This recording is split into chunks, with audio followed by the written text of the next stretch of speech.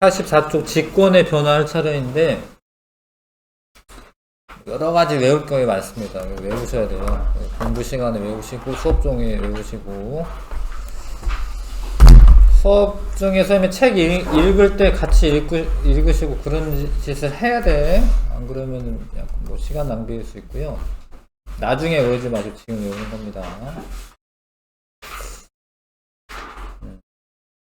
여기는 뭔가 지금 이렇게 막 분출하는 모습인데, 이거 내가 봤을 때는 밑에 그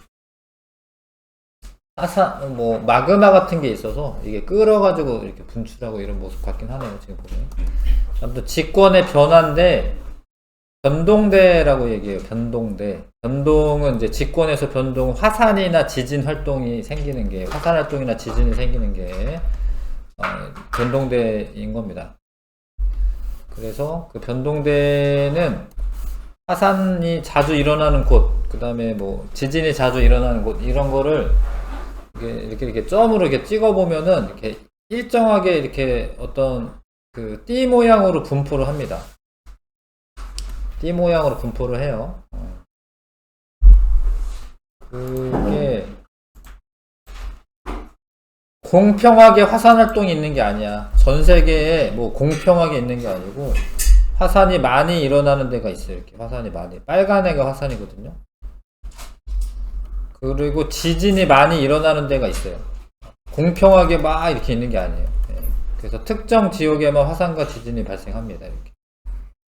그리고 이제 쭉 연결하면 띠 모양이라고, 이런 걸 띠 모양이라고 해. 그래서 이제 지각에서 일어나는 그런 어떤 변동대에는 화산 활동이나 지진 또는 조산운동이라고 하는데, 조산운동은 이게 지층이 힘을 받아가지고요, 이렇게 휘면서 산이 만들어지는 운동이 조산운동이에요. 산이 만들어지는 운동이. 그런 지각 변동이 활발하게 일어나는 지역을 변동대라고 한다. 지각 변동이 일어나는 에너지원은 지구 내부 에너지입니다. 태양 에너지가 지구의 에너지 중에 가장 많이 차지하지만, 요 지각 변동은 지구 내부 에너지 때문에 일어나는 거예요.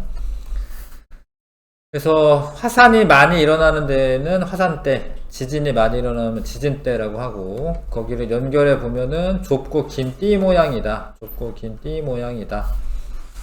그리고 화산대와 지진대는 거의 일치한다. 그래서 그런데 지진은 발생해도 화산이 안 발생하는 데도 있기는 해요. 요런 데는 지진은 있는데 화산은 없죠.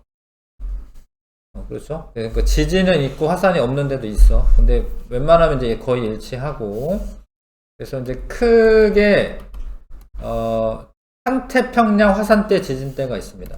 태평양의 연안, 태평양의 주변, 태평양 주변에 환은 이제 고리 모양이다, 이런 뜻이고요. 여기가 환태평양, 이런 게 환태평양 화산대 지진대고, 그 다음에 해령, 여기가 해저 산맥이 있어요. 해저 산맥. 여기랑 요거는 이제 중앙해령, 대서양 중앙해령이고, 요거는 이제 동태평양 해령, 태평양 해령이고, 여기에도 화산이랑 지진이 활발하게 일어납니다. 대서양은 중앙에 해령이 있고, 잘 봐. 대서양 주변 있지, 대서양 주변. 대서양 주변에는 화산이나 지진이 없어요. 태평양 주변에 많은 거예요. 보기에 그런 게 나와요. 대서양 주변에 화산 활동이 심하게 일어난다. 안 그래.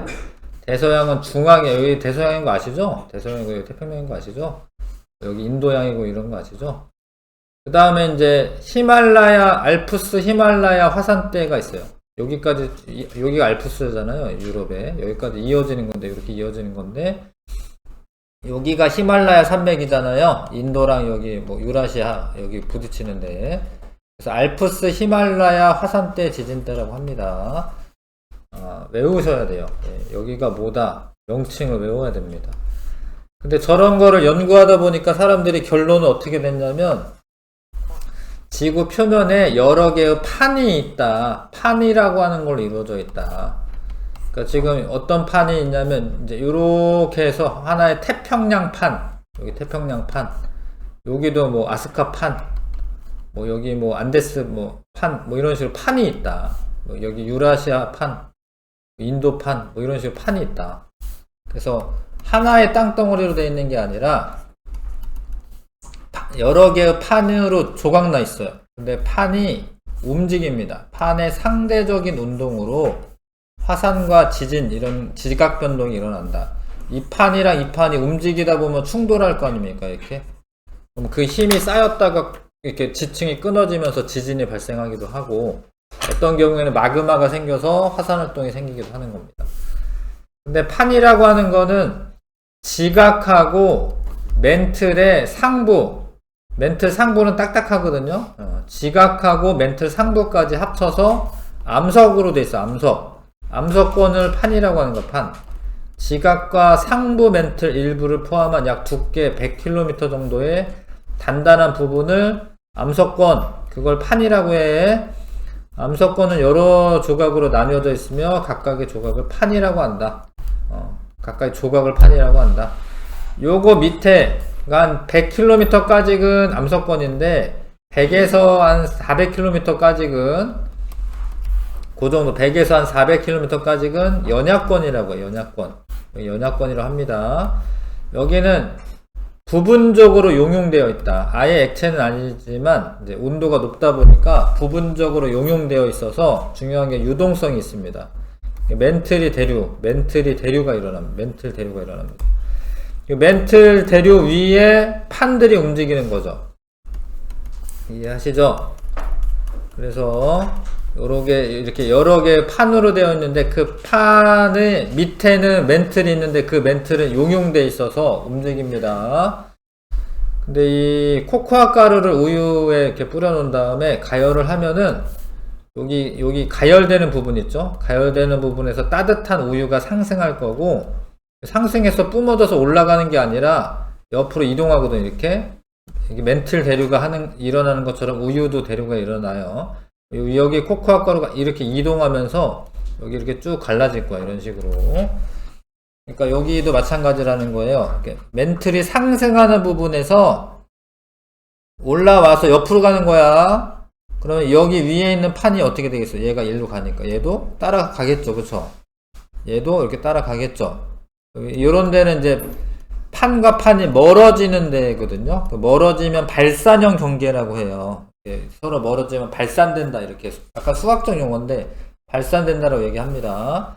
판과 판이 멀어지면은, 그러면은 뭐 어떻게 되냐. 근데 마그마가 같이 올라와서 여기서 식어가지고 여기 화산 폭발도 있긴 하고, 마그마가 식으면서 여기에 새로운 해양 지각이 만들어져요.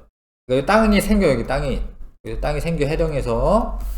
그리고 얘가 올라오다 보니까 아무래도 여기 주변보다는 한 2000m 높아요. 여기가 바다는 이렇게 돼 있는데, 바다 속에 있는 산맥이어서 해령이라고.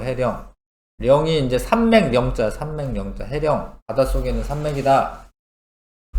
그 다음에 얘가 가다가 계속 가는 게 아니라 여기에 모이는 데가 있어요. 이렇게 마그마가 이제 멘틀이 하강하는 부분이 있어요.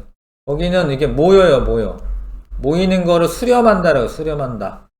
그런 거 수렴형 경계라고 합니다. 그러다 보면 얘가 밑으로 가라앉으면서 깊은 바다가 생겨요. 그래서 그걸 해구라고 해요. 해구. 이런 식으로 진짜로 이렇게 왔다 갔다 한다 믿으셔야 하고, 판을 두 가지로 구분하시면 되는데 대륙판과 해양판이 있어요. 멘틀 상부에 대륙지각이 얹혀져 있으면 대륙판인데, 대륙지각은 해양판보다 두꺼워요. 한 35km 정도 되고, 해양판은 한 5km 정도 되잖아요.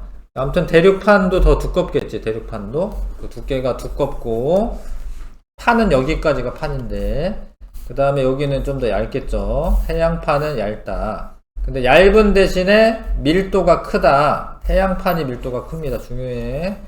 해양판은 현무암질 암석으로 되어 있고, 현무암질이 뭐 유색 광물들이 많이 들어가 있어요. 그래서 철이나 마그네슘 이런 게 많이 들어 있으면 무거워요. 화강암질보다 무겁습니다. 밀도가 큽니다. 나중에 대륙판과 해양판이 만나면 밀도가 큰 해양판이 이렇게 안으로 들어가요. 이렇게 해양판이 안으로 이렇게 들어갑니다. 무거운 애가 가라앉아요. 그러면서 해양판이 이제 소멸돼요. 그런 게 또 이따 나와. 그래서 일단 대륙판과 해양판은 밀도가 누가 커? 해양판이 큰 겁니다. 해양판은 현무암질 암석으로 되어 있습니다. 두께 얇습니다. 자, 그래서 판에 한 10여 개 정도로 이제 구분할 수가 있는데, 그런 판으로 되어 있고, 여기 요렇게 있는 게 태평양판이고요. 우리나라는 유라시아판, 유럽하고 아시아 합쳐가지고 유라시아라고 하거든요. 유라시아판에 속해 있고, 일본 같은 경우에 여기 유라시아판, 태평양판, 필리핀판, 뭐 이렇게 막 이렇게 겹쳐 있는 데 있습니다. 근데 판과 판의 경계에서는 충돌이 막 일어나니까 요런 데 지진이 많이 발생하는 거예요. 이렇게.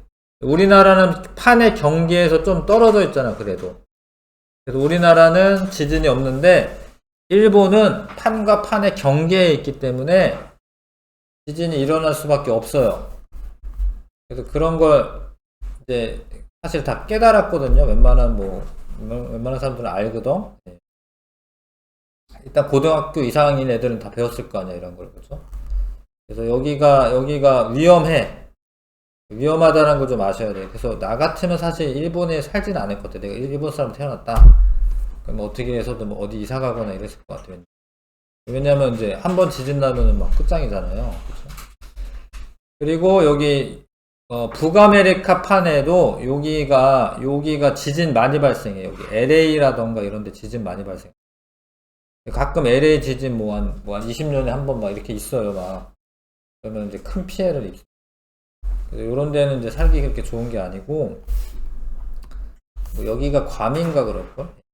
인도네시아나 이런 데도, 물론 매번 막 발생하는 건 아니니까. 근데 예전에 쓰나미가 한번 이렇게 인도네시아 쪽으로 이제, 일어서 20만 명인가? 이렇게 막 죽었어요. 네, 엄청 많이 죽었습니다. 위험한 데가 있습니다. 위험한 데가 있다는 거 아셔야 돼. 그래서 이제 매년 한 수 센티미터 정도 이동을 해요. 매년 한 수 센티미터 이동하는데, 여기 한 5에서 6cm 이동하는 판도 있고, 10에서 한 10.2cm 정도 이동하는 판도 있어. 근데 그게 뭐 몇 억 년 쌓이면은 진짜로 대륙이 이동하는 거예요. 이게 판 구조론이 나오기 전에 먼저 이제 베게너란 사람이 대륙 이동설 이런 걸 얘기했죠. 보시면 여기에 봐봐요. 여기 남아메리카 판 여기 있죠. 남아메리카 여기. 이거랑 여기랑 되게 비슷해, 이렇게. 그래서 요거랑 원래 한 덩어리였어요, 이렇게. 그러다가 요 밑에 요게 발사형 경계거든요. 이렇게 멀어지면서 얘가 떨어진 거예요. 예전에 한 3억 년 전에는 한 덩어리였어, 한 덩어리. 그걸 판게아라고 하죠. 자, 화산 때와 지진 때는 변동대입니다. 이런 걸 변동대라고 해요, 얘네가. 변동대는 좁고 긴 띠 모양으로 분포하며 무엇과 거의 일치한다. 판의 경계와 변동대가 거의 일치한다. 암석 조각을 판이라고 하고, 암석권의 조각을 암석권 아래 연약권, 용어를 아셔야 돼. 연약권에서 멘틀 대류가 일어난다. 대륙판은 해양판보다 두께가 두껍고 평균 밀도는 작다. 해양판의 밀도가 크다. 그래서 만약에 충돌하면은 해양판이 가라앉게 되어 있습니다. 자, 그래서 판들이 있는데, 판의 경계에서 멀어지는 경계도 있고요. 서로 이제 부딪히는 경계도 있고, 어긋나는 경계도 있어요. 그래서 서로 멀어지는 경계가 있어요. 멀어지는 경계를 발산형 경계라고 해요. 멘틀이 상승하면 이렇게 가잖아, 이렇게. 상승해서 어디 막 이렇게 가는 거 아니잖아. 상승해서 서로 이렇게 갈 거 아니야, 그쵸? 그래서 멘틀이 상승하는 부분에서 두 판이 멀어지면은 발산형 경계라고 해. 외우셔야 돼요, 용어를. 그 다음에 수렴형 경계는 멘틀이 하강하는 거, 하강. 여기가 이렇게 하강해, 이렇게 하강. 하강하면서 이렇게 모여가지고 하강하거든요. 얘네 둘이 수렴을 해, 모이잖아요. 서로 가까워지잖아요. 가까워지면 수렴한다라고 합니다. 수렴형 경계라고 하고, 판이랑 판이 지나쳐가는 거야. 그냥 엇갈리는 거야. 엇갈리는 거. 어긋나는 경계. 이런 거는 보존형 경계라고 합니다. 네. 자, 그래서 밑에 있는 그림에 보시면 여기 멘틀인데, 밑에가 멘틀인데, 이렇게 그리세요. 이렇게 멘틀 상승하는 부분에 해령이라고 하는 게 생기는데, 여기 경계는 발산형 경계가 되는 거죠. 발산형 경계. 발산형 경계가 되는 거죠. 근데 여기는 요렇게 해서 여기도 이렇게 모여가지고 내려가는 거야. 이렇게 내려가는 거야. 여기는 멘틀 하강. 멘틀 하강하는 데는 해구라는 게 생겨요. 해구. 그 다음에 습곡산맥도 생기고 호상열도도 생겨요. 이게 세 개 생겨요. 세 가지. 그러니까 멘틀이 하강하는 부분에는 호상열도라는 것도 생기고 해구도 생기고 해구나 습곡산맥 이런 거 생깁니다. 네. 일단은 지금 얘가 해양판이고 얘가 대륙판인데 얘가 해양판이고 대륙판이야. 얘랑 만나면 얘가 무거우니까 얘가 가라앉아요. 이렇게. 그쵸? 근데 그럴 때 물을 머금은 암석은 용융점이 낮아져요. 왜냐면 물이 불순물 역할을 해서 여기 마그마가 막 생겨요. 마그마가. 여기 마그마가 생기는데 여기는 안 생기는 것처럼 했지만 여기 생기긴 생겨. 마그마가 이렇게 솟아나와서 화산활동이 있어요. 이 안데스 산맥이 그런데 특히. 근데 얘가 어찌됐건 모이다 보면은 이 양옆에서 이렇게 미니까 얘가 이렇게 솟아올라요. 이렇게. 그래서 수렴형 경계에 있는 데서 습곡산맥이 생길 수가 있고, 그 다음에 해구는 이렇게 깊은 바다 생기는 거야. 깊은 바다. 뭐 마리아나 해구 이런 건 10,000m야. 수십 10,000m. 해구나 습곡산맥 생길 수가 있고, 여기랑 여기는 해구가 생기는데 여기 마그마가 생겨서 올라오다가 여기 폭발하고 화산 폭발이 일어나면서 섬이 생기거든요. 해구랑 나란하게 섬들이 이렇게 늘어서 있어. 섬이 늘어서 있는 걸 열도라고, 열도. 일본 열도 뭐 이렇게 얘기하거든요. 섬이 쭈루루 있는 걸 열도라고 하고, 호상이라고 하는 거는 이제 호 모양이다. 호 아시죠? 부채꼴에서 호잖아. 호처럼 섬이 이렇게 늘어서 있다. 이런 거 호상열도라고 하죠.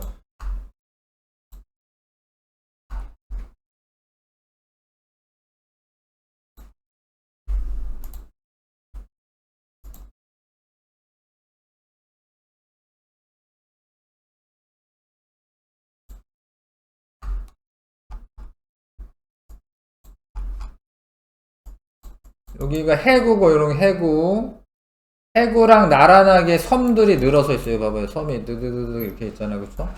이런 거. 이런 걸 호 모양이다 해서 호상열도라고 하죠. 이렇게.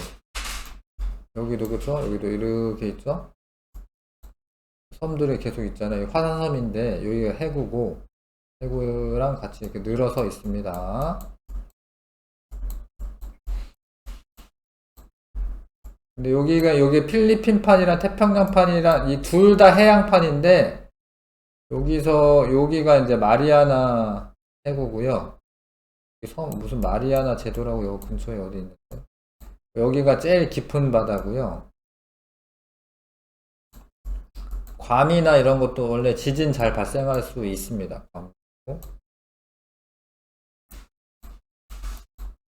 그리고 여기도 이게 해구야, 해구. 요 판이랑 만나서 무거운 해양판은 가라앉고요. 그러다 보면 이제 이렇게 해구가 생기고, 안데스 산맥 쪽에 화산 폭발이 많습니다. 칠레나 이런데. 됐나요? 네. 그런데 이제 변환단층이라고 있죠? 변환단층은, 잘 봐, 이거 좀 어려운데, 여기 해령과 여기 해령이 있어. 근데 이 해령은 요렇게 멀어지고요. 요 해령은 요렇게 멀어져요. 그럼 요 중간에는 이 판은 일로 가는데 이 판은 일로 가. 판과 판이 어긋나는 경계를 보존형 경계라고 하고, 거기서 지층이 끊어져 있는 부분, 여기를 변환단층이라고 해요. 그 다음에 여기는 마그마가 어떤 부분일까? 여기는 상승하는 부분이 멀어지잖아 이렇게. 여기도 발산형 경계가 되고, 근데 여기서 생기는 계곡을 열곡대라고 합니다. 열곡대라고 해요. 여기는 나중에 이게 멀어지다 보면 여기가 섬이 돼, 아니 여기가 바다가 돼, 바다. 그래서 이 땅덩어리 갈라져요. 자, 그래서 경계는 세 가지인데, 경계 세 가지죠. 발산형은 멀어지는 거, 수렴형은 모이는 거, 보존형은 어긋나는 거. 근데 여러 무슨 이상한 것들이 써 있잖아요. 경계는 세 종류인데, 요런 거는 뭐라고 말하는 거냐면, 이런 거는 지형이라고 말해, 지형. 그러니까 이 경계에서 발달하는 지형이 뭐냐, 이런 걸 물어보면은, 만약에 발산형 경계에서 발달하는 지형이 뭐 있냐? 해령과 열곡대. 요거는 발산형 경계에서 나타나는 지형이고, 보존형 경계에서 나타나는 지형은 변환단층. 그러니까 답을 변환단층 써야 되는데 보존형 경계 이렇게 쓰고 이러거든요. 그러니까 경계를 쓰라라고 하면은 어떤 경계 써야 되고, 거기에서 발달하는 지형을 쓰라고 하면 뭐 변환단층을 쓰거나 아니면 해구나 습곡산맥, 토상열도, 요거는 수렴형 경계야. 알겠어요? 그러니까 지형이랑 경계를 구분을 해야 돼. 자, 발산형 경계는 또 해양판과 해양판이 멀어질 수도 있는데, 해양판과 해양판이 멀어질 수도 있죠. 그거만 알면 되지. 발산형 경계 그거밖에 없구나. 하여튼 해양판, 그러니까 대륙판에서 대륙판도 멀어질 수 있거든요. 그거는 이 옆에 나올 거야 아마. 그 해양판과 해양판이 멀어질 때 해저 산맥인 해령이 형성이 된다. 왜냐면 이제 마그마가 솟아 올라오니까 주변보다는 약간 높아요 이렇게. 여기를 해령이라고 해. 해저 산맥. 해령에 여기가 열곡이라고 해. 해령이 있는데 해령의 중심부에 V자 모양으로 뜨거운 계곡 이런 거지, 열곡. 그래서 해령, 근데 열곡 쓰지 말고 해령 쓰세요. 뭐 답 쓸 때. 발산형 경계에서 발달하는 지형이 뭐냐? 이러면 해령 쓰시고, 마그마가 상승하는 부분이고, 그 다음에 마그마가 상승해서 여기서 식어가지고 암석이 돼요. 여기 있는 암석이 제일 젊은 암석이고, 요 근처에 있는 암석이. 여기서 생겨서 이렇게 간 거거든요. 몇천만 년씩 이렇게 흘러가서 간 거거든요. 그러니까 여기서 멀어질수록 늙은 암석이 되는 거예요. 늙은 암석이. 이해하실까?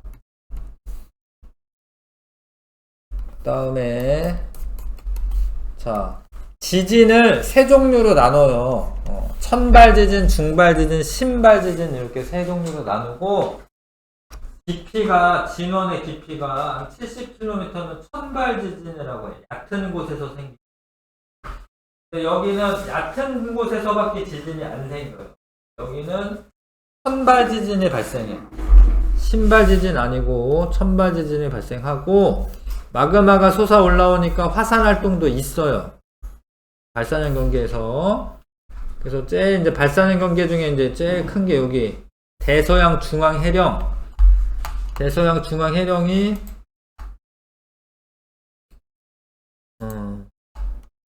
여기 있습니다.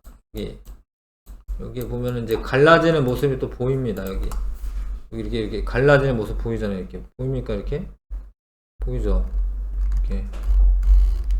그러면 여기랑 여기는 갈라지는데, 여기도 갈라지는데, 여기 중간에는 어긋나니까 여기는 보존형 경계라고 하는 거예요. 여기 보존형. 전체적으로는 대서양 중앙 해령이 맞고,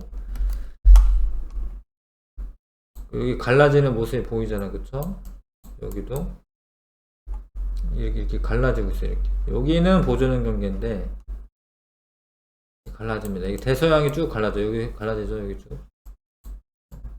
근데 이 해령이 어디로 가냐면 이제 아이슬란드 여기 아이슬란드거든. 여기도 갈라지고 있어요. 나중에 여기 갈라집니다. 갈라져가지고 이렇게 땅덩어리 분리됩니다.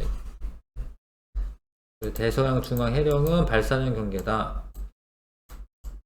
그 다음에 이제 여기 동아프리카에 동아프리카 열곡대라고 있어요. 여기 보면 약간 이렇게 뭐가 있는 것 같아요. 이렇게 여기 갈라지고 있어요. 이렇게 땅덩어리가.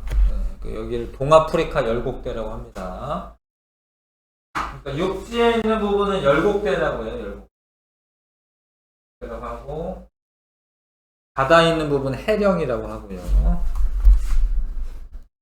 그래서 발산형 경계는 열곡대나 아니면 이제 그 해령이 생기고요.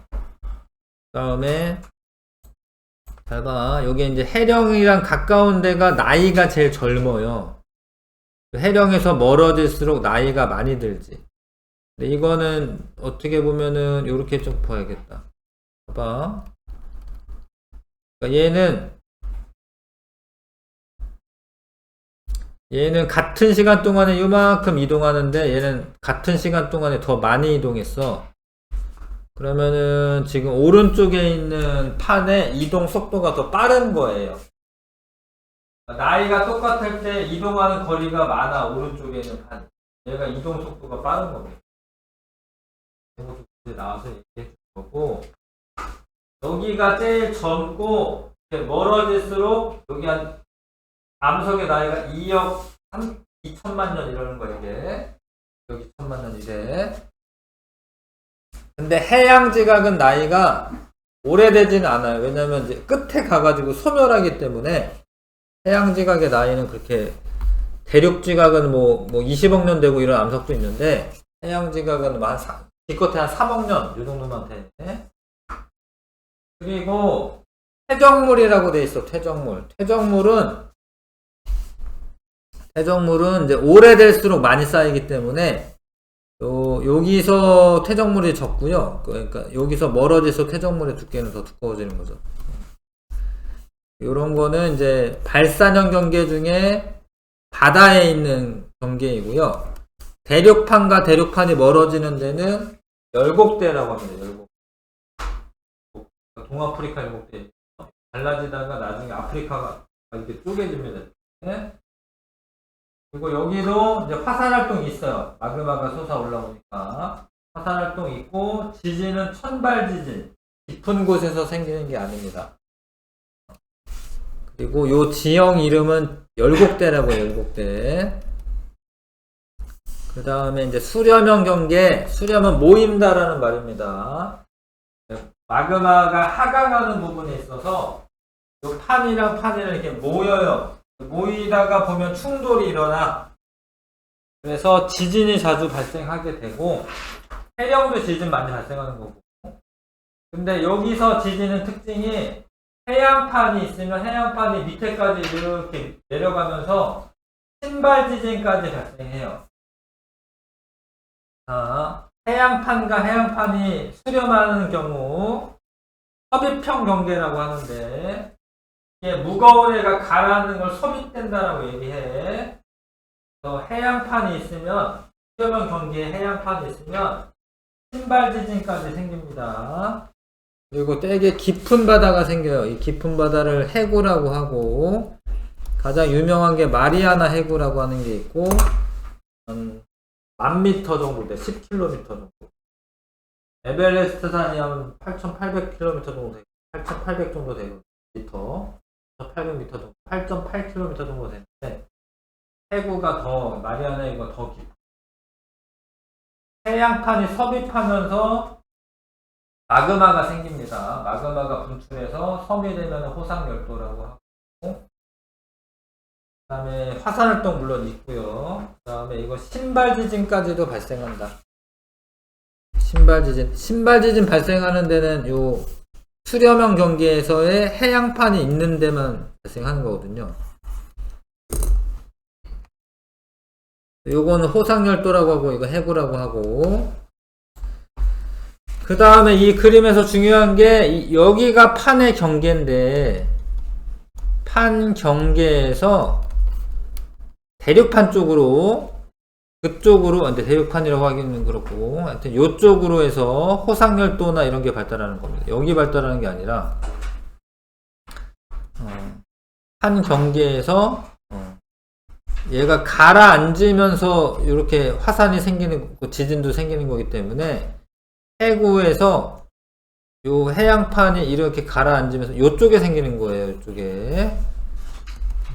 좀 기억하셔야 하고, 넘어가서 해양판과 대륙판이 수렴했을 경우에는 대륙판 같은 경우에 밀도가 작으니까 해양판 위에 떠 있거든요. 대륙판은 밑으로 침강하지 않아요. 그래서 얘네는 이렇게 모이면서 얘가 밀어가지고 이게 습곡산맥이 생겨요. 산맥이 생기고, 해구는 생기고, 여기가 해양판이니까. 해양판이 밑으로 내려가면서, 그것도 신발 지진까지 생기고, 이거는 이제 화산 폭발이 있습니다. 안데스 산맥에는 화산 폭발이 있어요. 그 다음에 지각 변동은 지진은 다 발생하는 건데 여기도 신발 지진까지 발생하고 화산 폭발도 있고. 근데 대륙판과 대륙판이 수렴할 경우에는 이때는 화산 폭발이 없어요. 대륙판과 대륙판이 수렴했을 경우에 습곡산맥은 생기는데 그때 지진은 발생해. 중발 지진까지는 발생. 신발 지진은 일어나지 않고 거대한 습곡 산맥이 생긴다. 얘가 히말라야 산맥이 그렇게 생긴 거. 히말라야 산맥이 인도판과 유라시아판 둘 다 대륙판이거든요. 대륙판이 충돌하면서 밀어 올려서 히말라야 산맥이. 그다음에 여기에는 화산 활동이 없다. 중요한데 다른 거 화산 활동 많은데 여기는 화산 활동이 없어요. 거의 없다. 왜냐면 해양판이나 이런 게 없어서 이렇게 침강하는 게 별로 이렇게 많이 침강하지 않거든요. 그래서 대규모 습곡산맥은 생기고 화산 활동이 일어나지 않는다. 그래서 이제 우리나라 주변에는 이제 태평양, 유라시아판, 필리핀판이 있는데 일본 같은 경우에 태평양과 유라시아판 경계이기도 하고 필리핀판과 유라시아판 경계이기도 합니다. 그래서 여기가 일본 해구가 있고요. 일본 해구가 있고 이 중간에 화산섬들이 12가 있고 이렇게 되고요. 일본은 그런데 우리나라랑은 좀 떨어져 있죠. 아무래도 판 경계는 떨어져 있잖아요. 우리나라는 그렇게 지진에 의한 피해가 있지 않습니다. 자, 그 다음에 보존형 경계. 해령과 해령 사이에서 판과 판이 어긋나면은 보존형 경계라고 해요. 얘랑 이렇게 어긋나잖아, 방향이. 여기를 보존형 경계라고 합니다.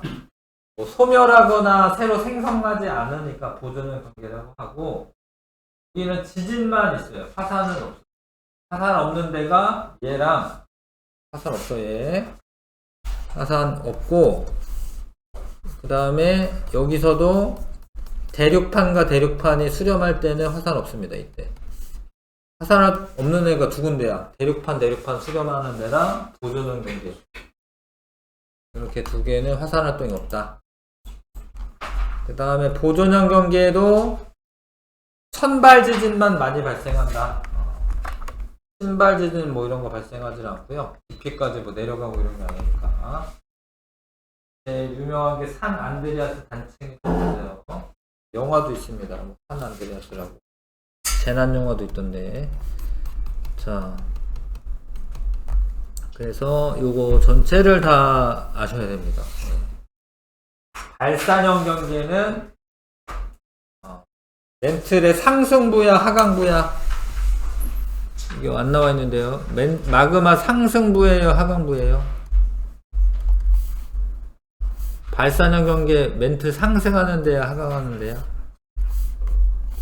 하강하는 데야? 이렇게 올라와 가지고 이렇게 옆으로 퍼지는 거잖아요. 발산형 경계 멘틀 상승 써. 네, 수렴형 경계는 멘틀이 상승하는 데요, 하강하는 데요? 수렴형 경계 몰라요? 하강하는 데지. 이렇게 내려가더니 수렴형 경계 내려가는 데. 멘틀 하강. 보존형 경계는 판과 판이 어긋나는 경계야. 상승하거나 하강하지는 않고요. 그래서 발산형 경계를 두 개로 이제 나눌 수가 있는데, 해양판이 멀어지거나 대륙판. 발산형 경계에서 발달하는 지형은 해양판이 멀어지는 경우에는 해령이나 열곡 생기고요. 대륙판과 대륙판 이렇게 헤어질 때, 멀어질 때는 열곡대. 여기는 둘 다 화산 활동이 활발하고 선발 지진만 발생한다. 얕은 곳에서만 지진이 발생한다. 수렴형 경계는 멘틀이 하강하는 부분이고, 해양판과 해양판이 모인다면 둘 중에 무거운 밀도가 큰 해양판이 가라앉으면서 해구, 토상활동, 화산활동 활발하고 선발, 중발, 신발 지진까지 발생합니다. 해양판과 대륙판이 이렇게 만나면 대륙판은 가라앉지 않거든요. 밀도가 작기 때문에. 근데 거기서 이제 습곡 산맥 같은 거 생기고 해구 생기고 여기 해구 대륙 화산호. 그 다음에 화산활동 활발하고 이것도 천발, 중발, 신발 지진까지 수렴형 경계 중에 해양판이 있습니다.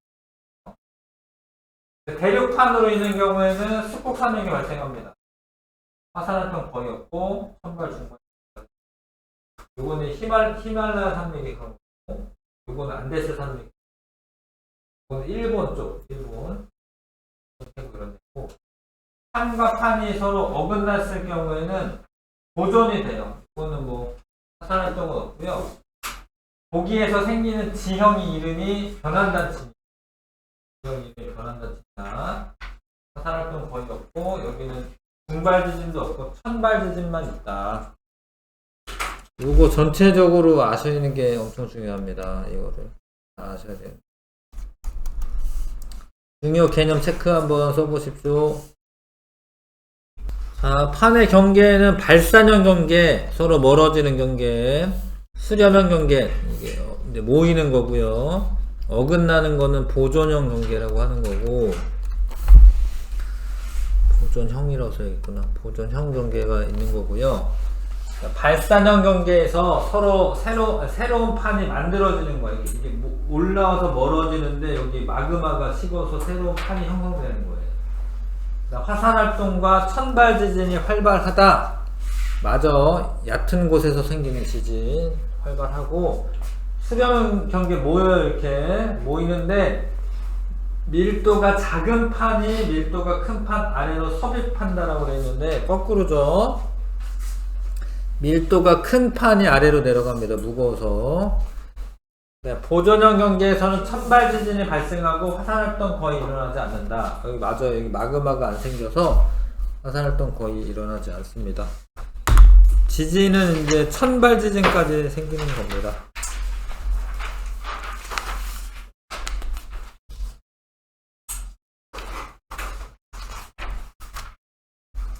그래서 집중 분석의 194쪽 먼저 보시고요.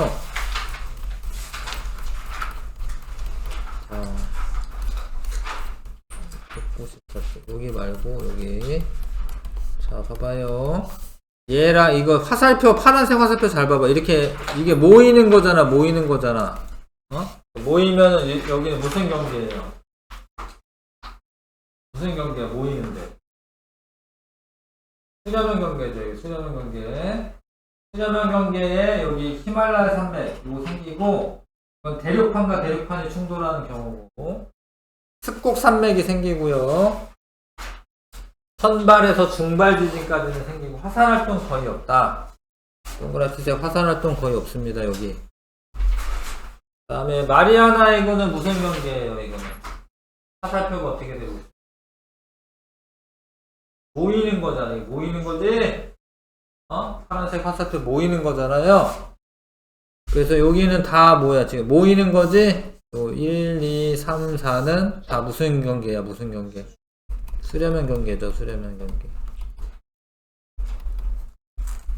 근데 얘는 대륙판과 해양판이고, 요것도 대륙판과 해양판이고, 여기는 해양판인데 하여튼 모이는 거죠.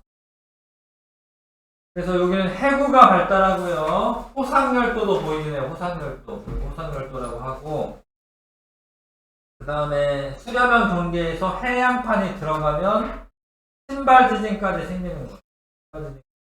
화산활동 활발하고, 일본의 화산활동 활발하죠. 지진은 당연히 발생합니다. 지진은 다 발생하는 건데, 신발 지진까지 발생하느냐, 이걸 볼게요. 안류산 열도라고 하는 데는 수렴형인데, 해양판과 대륙판이 수렴하는 되고요. 화산열도 발생하고, 천발에서 신발 지진까지 화산활동 활발하다. 그 다음에 칠레, 페루랑 칠레 해구, 나스카판이랑 남아메리카판이 충돌하는 데인데, 여기는 습곡 산맥 발달했고요. 안데스 산맥, 습곡 산맥이죠. 그 다음에 여기도 이제 해양판이 밑으로 섭입돼서 내려가니까 신발 지진까지 생기고, 마그마, 화산활동 활발하고, 해구, 습곡 산맥이 형성이.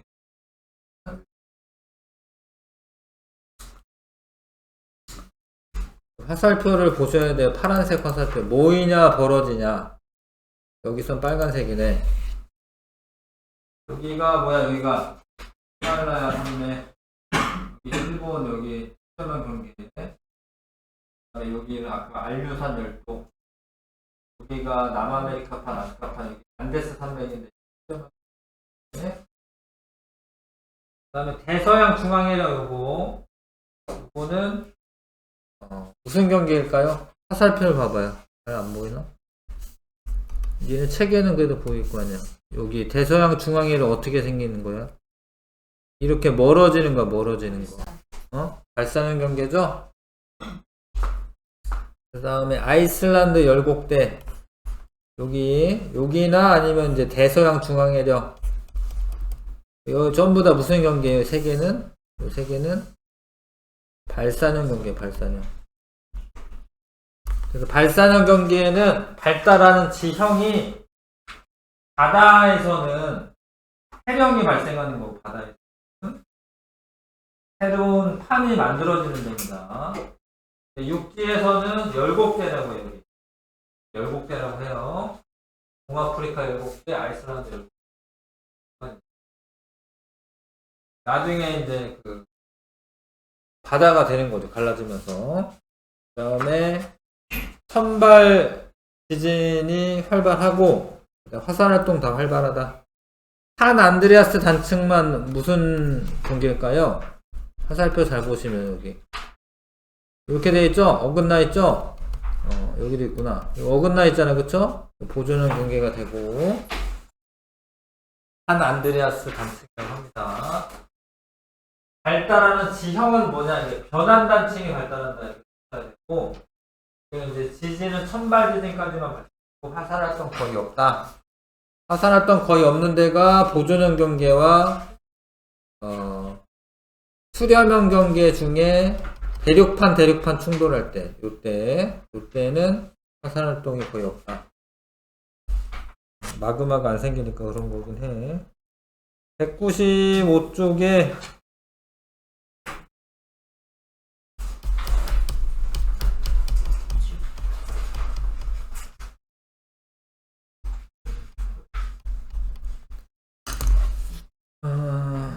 예제 한번 풀어보십시오. 예제 글씨 읽어보시고요. 예제 1, 2번 해보십시오. 195쪽.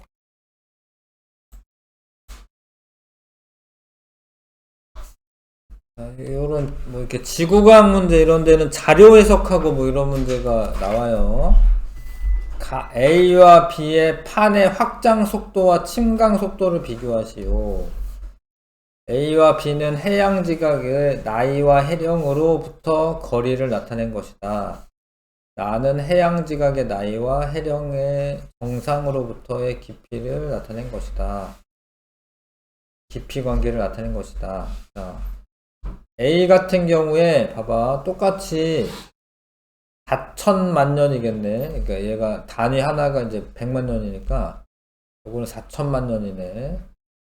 4천만 년 동안에 A는 해령으로부터 요만큼 간 거고 B는 요만큼 갔잖아요. 그럼 누가 빠른 거예요? 누가 이동 속도가 빠른 거예요? 확장 속도라고 써 있는데 하여튼 이동 속도가 누가 빠른 거예요? A가 빠른 거지, A가. 같은 시간 동안에 A가 많이 간 거잖아요. 이해 안 가요? A가 빠른 거죠, 확장 속도. 그 다음에 침강 속도. 근데 이게 해령 정상으로부터의 깊이라고 되어 있잖아요. 그러니까 얘가 여기서 이렇게 내려가는 걸 말하는 거겠지. 근데 요거는 비슷하네요, 둘이. 나이가 같으면은 깊이도 같으니까. 지금 뭐 그래프 두 개 있는 게 아니라 거의 같은 그래프에 있는 거잖아요, 그렇죠? 그래서 침강 속도는 같다. A와 B에서 해령의 정상의 수심이 같을 때 해령으로부터 거리가 200m 떨어진 지점의 수심을 비교하시오. 그러면 이건 그래프 어떻게 보셔야 되냐면 200m가 아니죠. 200km죠. 이렇게 봐야죠. 이렇게. 그러면은 얘는 A 같은 경우에는 나이가 이렇게 젊은데 B는 나이가 어떻게 된 거야? 많은 거지. 같은 지점에서, 그쵸? 근데 나이가 많을수록 해령 정상으로부터의 깊이가 깊어지는 거죠? 이게 여기가 0, 1, 2, 3 이렇게 돼 있잖아요. 그래서 거리가 200km 떨어져 있는 곳의 수심은 B가 더 오래됐고 수심이 깊어지니까 B가 수심이 깊어야 되네. A보다는 B가 깊다. 이거 이해하실까?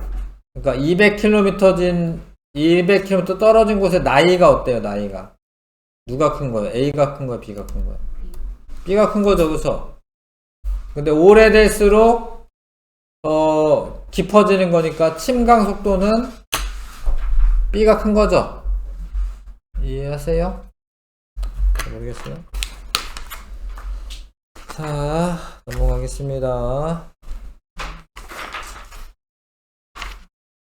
잠깐 쉬었다가 내신 완성 문제 풀고 할게요. 좀 쉬었다가 할게.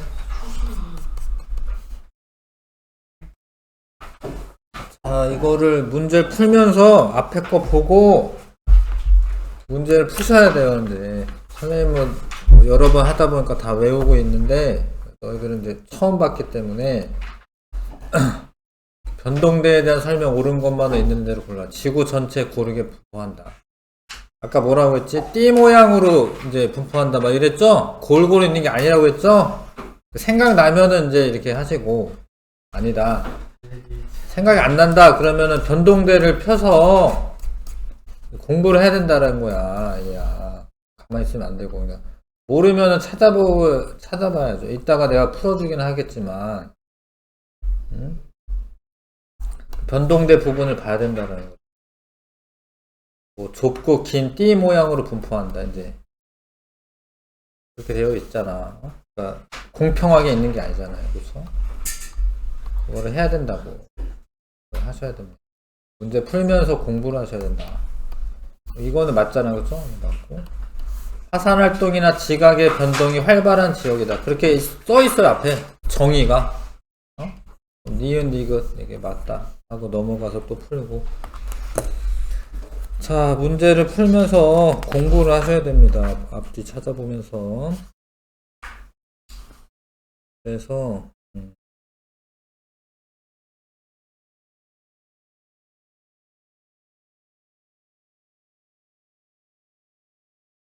일단은 14번까지는 해보셔야 될 것 같습니다. 1번부터 14번까지 해보시고요.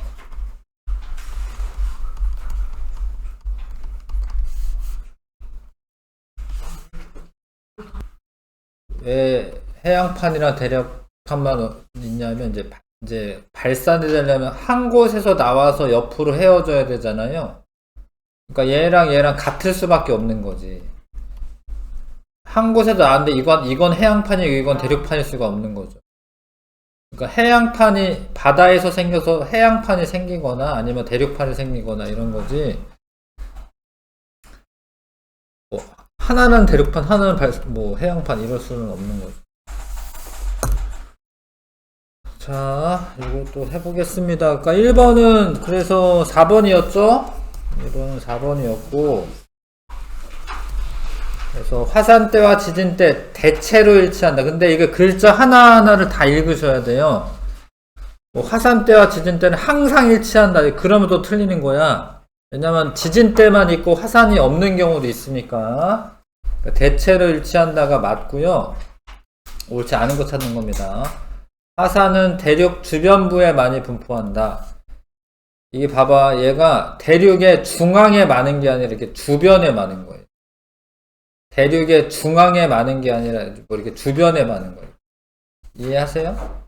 대륙 중앙은 그냥 땅덩어리로 있으니까 얘가 판의 경계가 아니잖아요. 판과 판이 경계가 있어야 되는데 대륙의 중앙부에 위치하는 게 아니라 주변부에 분포하는 게 맞는 거예요.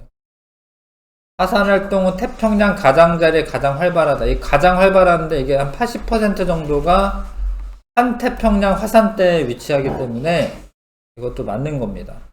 대서양 지진은 가장자리보다 중앙에서 활발하다. 이건 틀린 거지. 아까 얘기했죠. 대서양이 요렇게가 대서양인데 대서양 중앙 해령에서 많이 발생하는 거지 여기에는 화산 활동이 있는 게 아니에요. 그렇죠? 그래서 중앙에서 활발하다. 가장자리 맞네. 이게 맞는 거고. 중앙에서 활발하다가 맞고. 지진이 발생하는 곳은 항상 화산 활동이 일어나는 게 아니다. 알겠어요? 요런 데랑 하여튼 산 안드레아스 단층 있고 이런 데는 화산 활동이 없습니다. 그러니까 발산형 중에 수렴형이죠. 수렴형 중에 대륙판 만나는 거랑 보존형 경계 여기는 화산 활동이 없어요. 그래서 5번 하셔야 되고요. 밑에 또 있구나. 화산 활동과 지진이 활발하게 일어나는 지역의 분포가 대체로 일치하는 까닭을 설명하세요. 뭐 합쳐서 변동대라고 하는데 지각 변동은 판 경계에서 대체로 판 경계에서 일어나기 때문이다. 이렇게 쓰면 되죠. 지각 변동은 판의 경계에서 일어나기 때문이다. 지진이나 뭐 이런 화산 활동은 대부분 판의 경계에서 일어납니다. 대부분이라는 말 하나 집어넣겠다. 대부분 판의 경계에서 일어나기 때문이다. 그래서 판의 정의는 지각과 멘트 상부를 포함하는 거. 여기가 암석권이고 암석권이 이제 그 조각이 있으면 암석권 조각을 판이라고 한다고 했죠. 암석권이고 기역에서 멘틀대로 일어나는 게 아니라 연약권에서 지각의 밀도는 A랑 B 중에 B가 해양판이 더 큰 거예요. A가 크다라고 되죠. 지금 틀렸죠. 밀도는 해양판이 더 큰 거고요. A가 포함된 판은 B가 포함된 판보다 두껍다. 맞죠? A가 포함된 판이 두껍죠. 대륙판이 두껍죠. 답 2번. 판의 분포와 이동에 대한 설명으로 옳은 것은 판의 이동 속도는 대체로 수 킬로미터가 아니라 수 센티미터 1년에 판 운동의 근원은 지구 내부 에너지 지구는 10여 개의 판으로 이루어져 있습니다. 지금 맞고요. 3번 판의 경계에서 해당하는 지형수라라고 되어 있어요.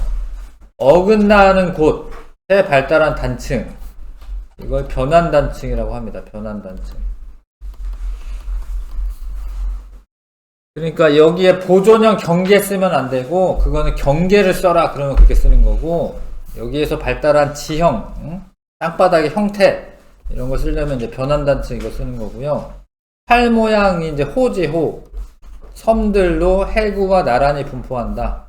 그런 지형을 뭐라고 해? 호상열도라고. 호상열도.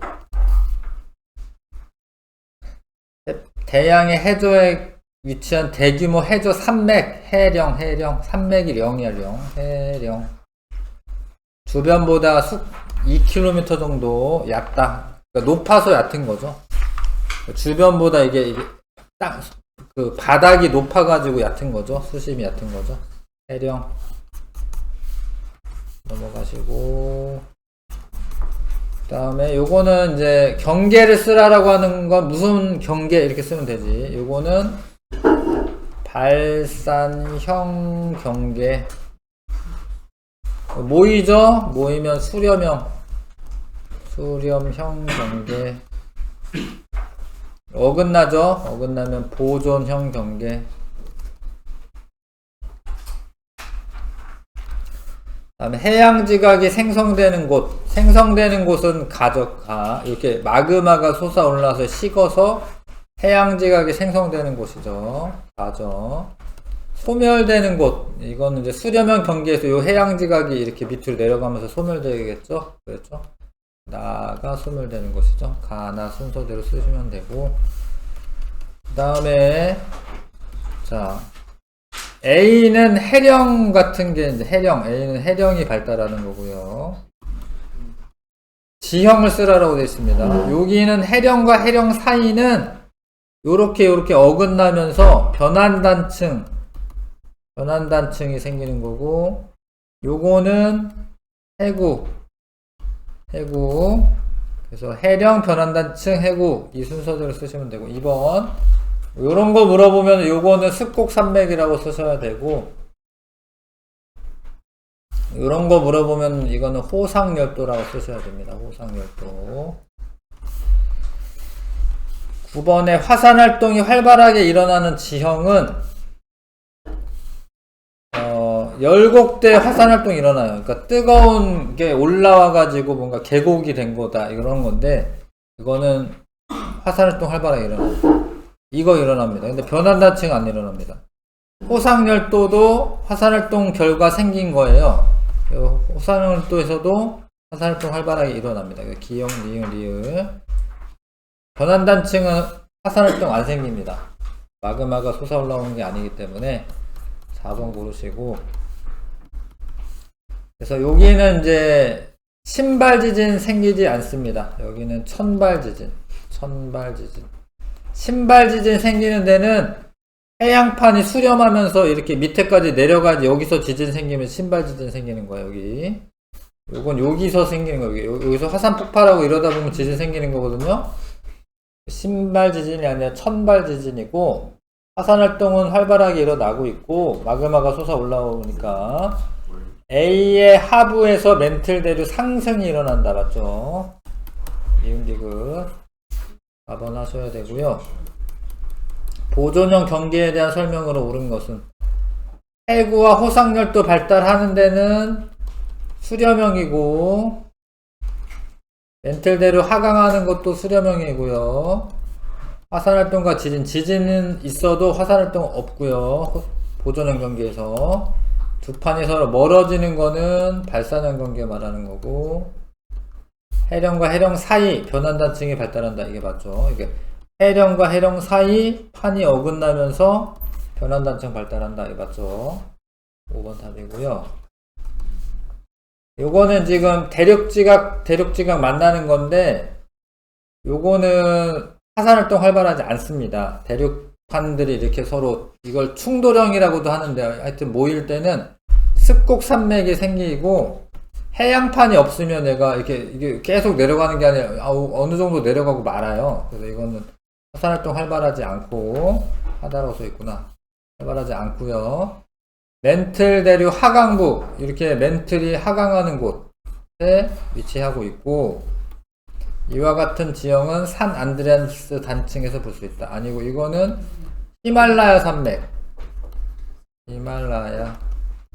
산 안드레아스 단층은 보존형 경계예요. 이거는 보존형 경계입니다. 그래서 2번 하셔야 되고요. 이렇게 자꾸 써야지 외워지는 거예요. 산 안드레아스 단층은 보존형 경계, 저거는 히말라야 산맥. 일부러 선생님 다 쓰고 있습니다. 자, 여기는 해구고, 해령이지, 해령이고, 요렇게 멀어지고 있어요. 이렇게 여기는 뭐예요? 여기는 보존형 경계고, 만약에 지형설화라고 하면 변환단층 생기는 거고, 여기는 해구입니다. 여기 해구. 이렇게 들어가겠죠? A에서는 지진이 발생하지 않는다. 판 경계에서 지진은 다 발생하는 거야, 지진은. 단지 뭐 신발 지진이 발생한다. 이러면 틀린 건데, 지진은 다 발생하는 거예요. B에서는 새로운 해양지각이 생성된다. 맞죠? 여기 마그마가 솟아 올라와서 식어서 해양지각이 생성이 되고요.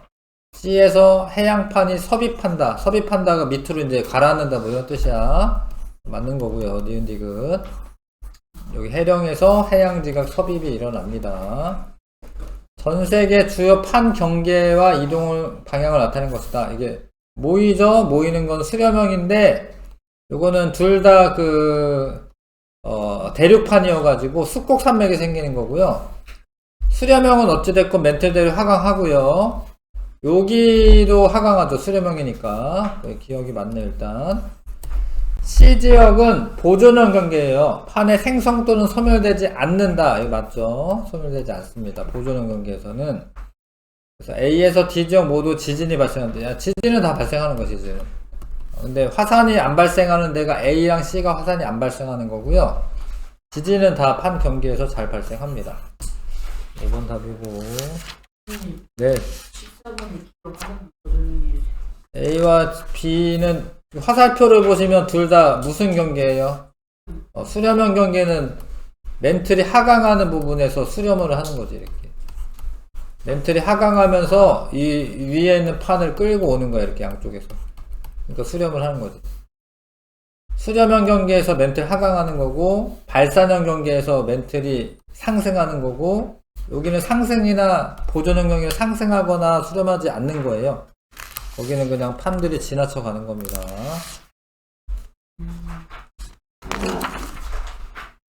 그래서 190쪽에 다시 봐주시고, 190쪽에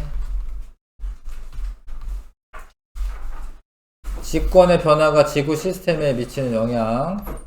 만약에 화산 활동이 있다. 그러면 이제 이게 뜨거운 게 흘러나오니까 그것만 생각하면 막 지구 온도가 올라갈 것 같지만 화산 활동 때 발생하는 화산가스나 화산재가 있어요. 화산재가 이렇게 가리잖아. 만약에 햇빛을 그러면 지구 기온이 낮아져요. 기온이 낮아집니다.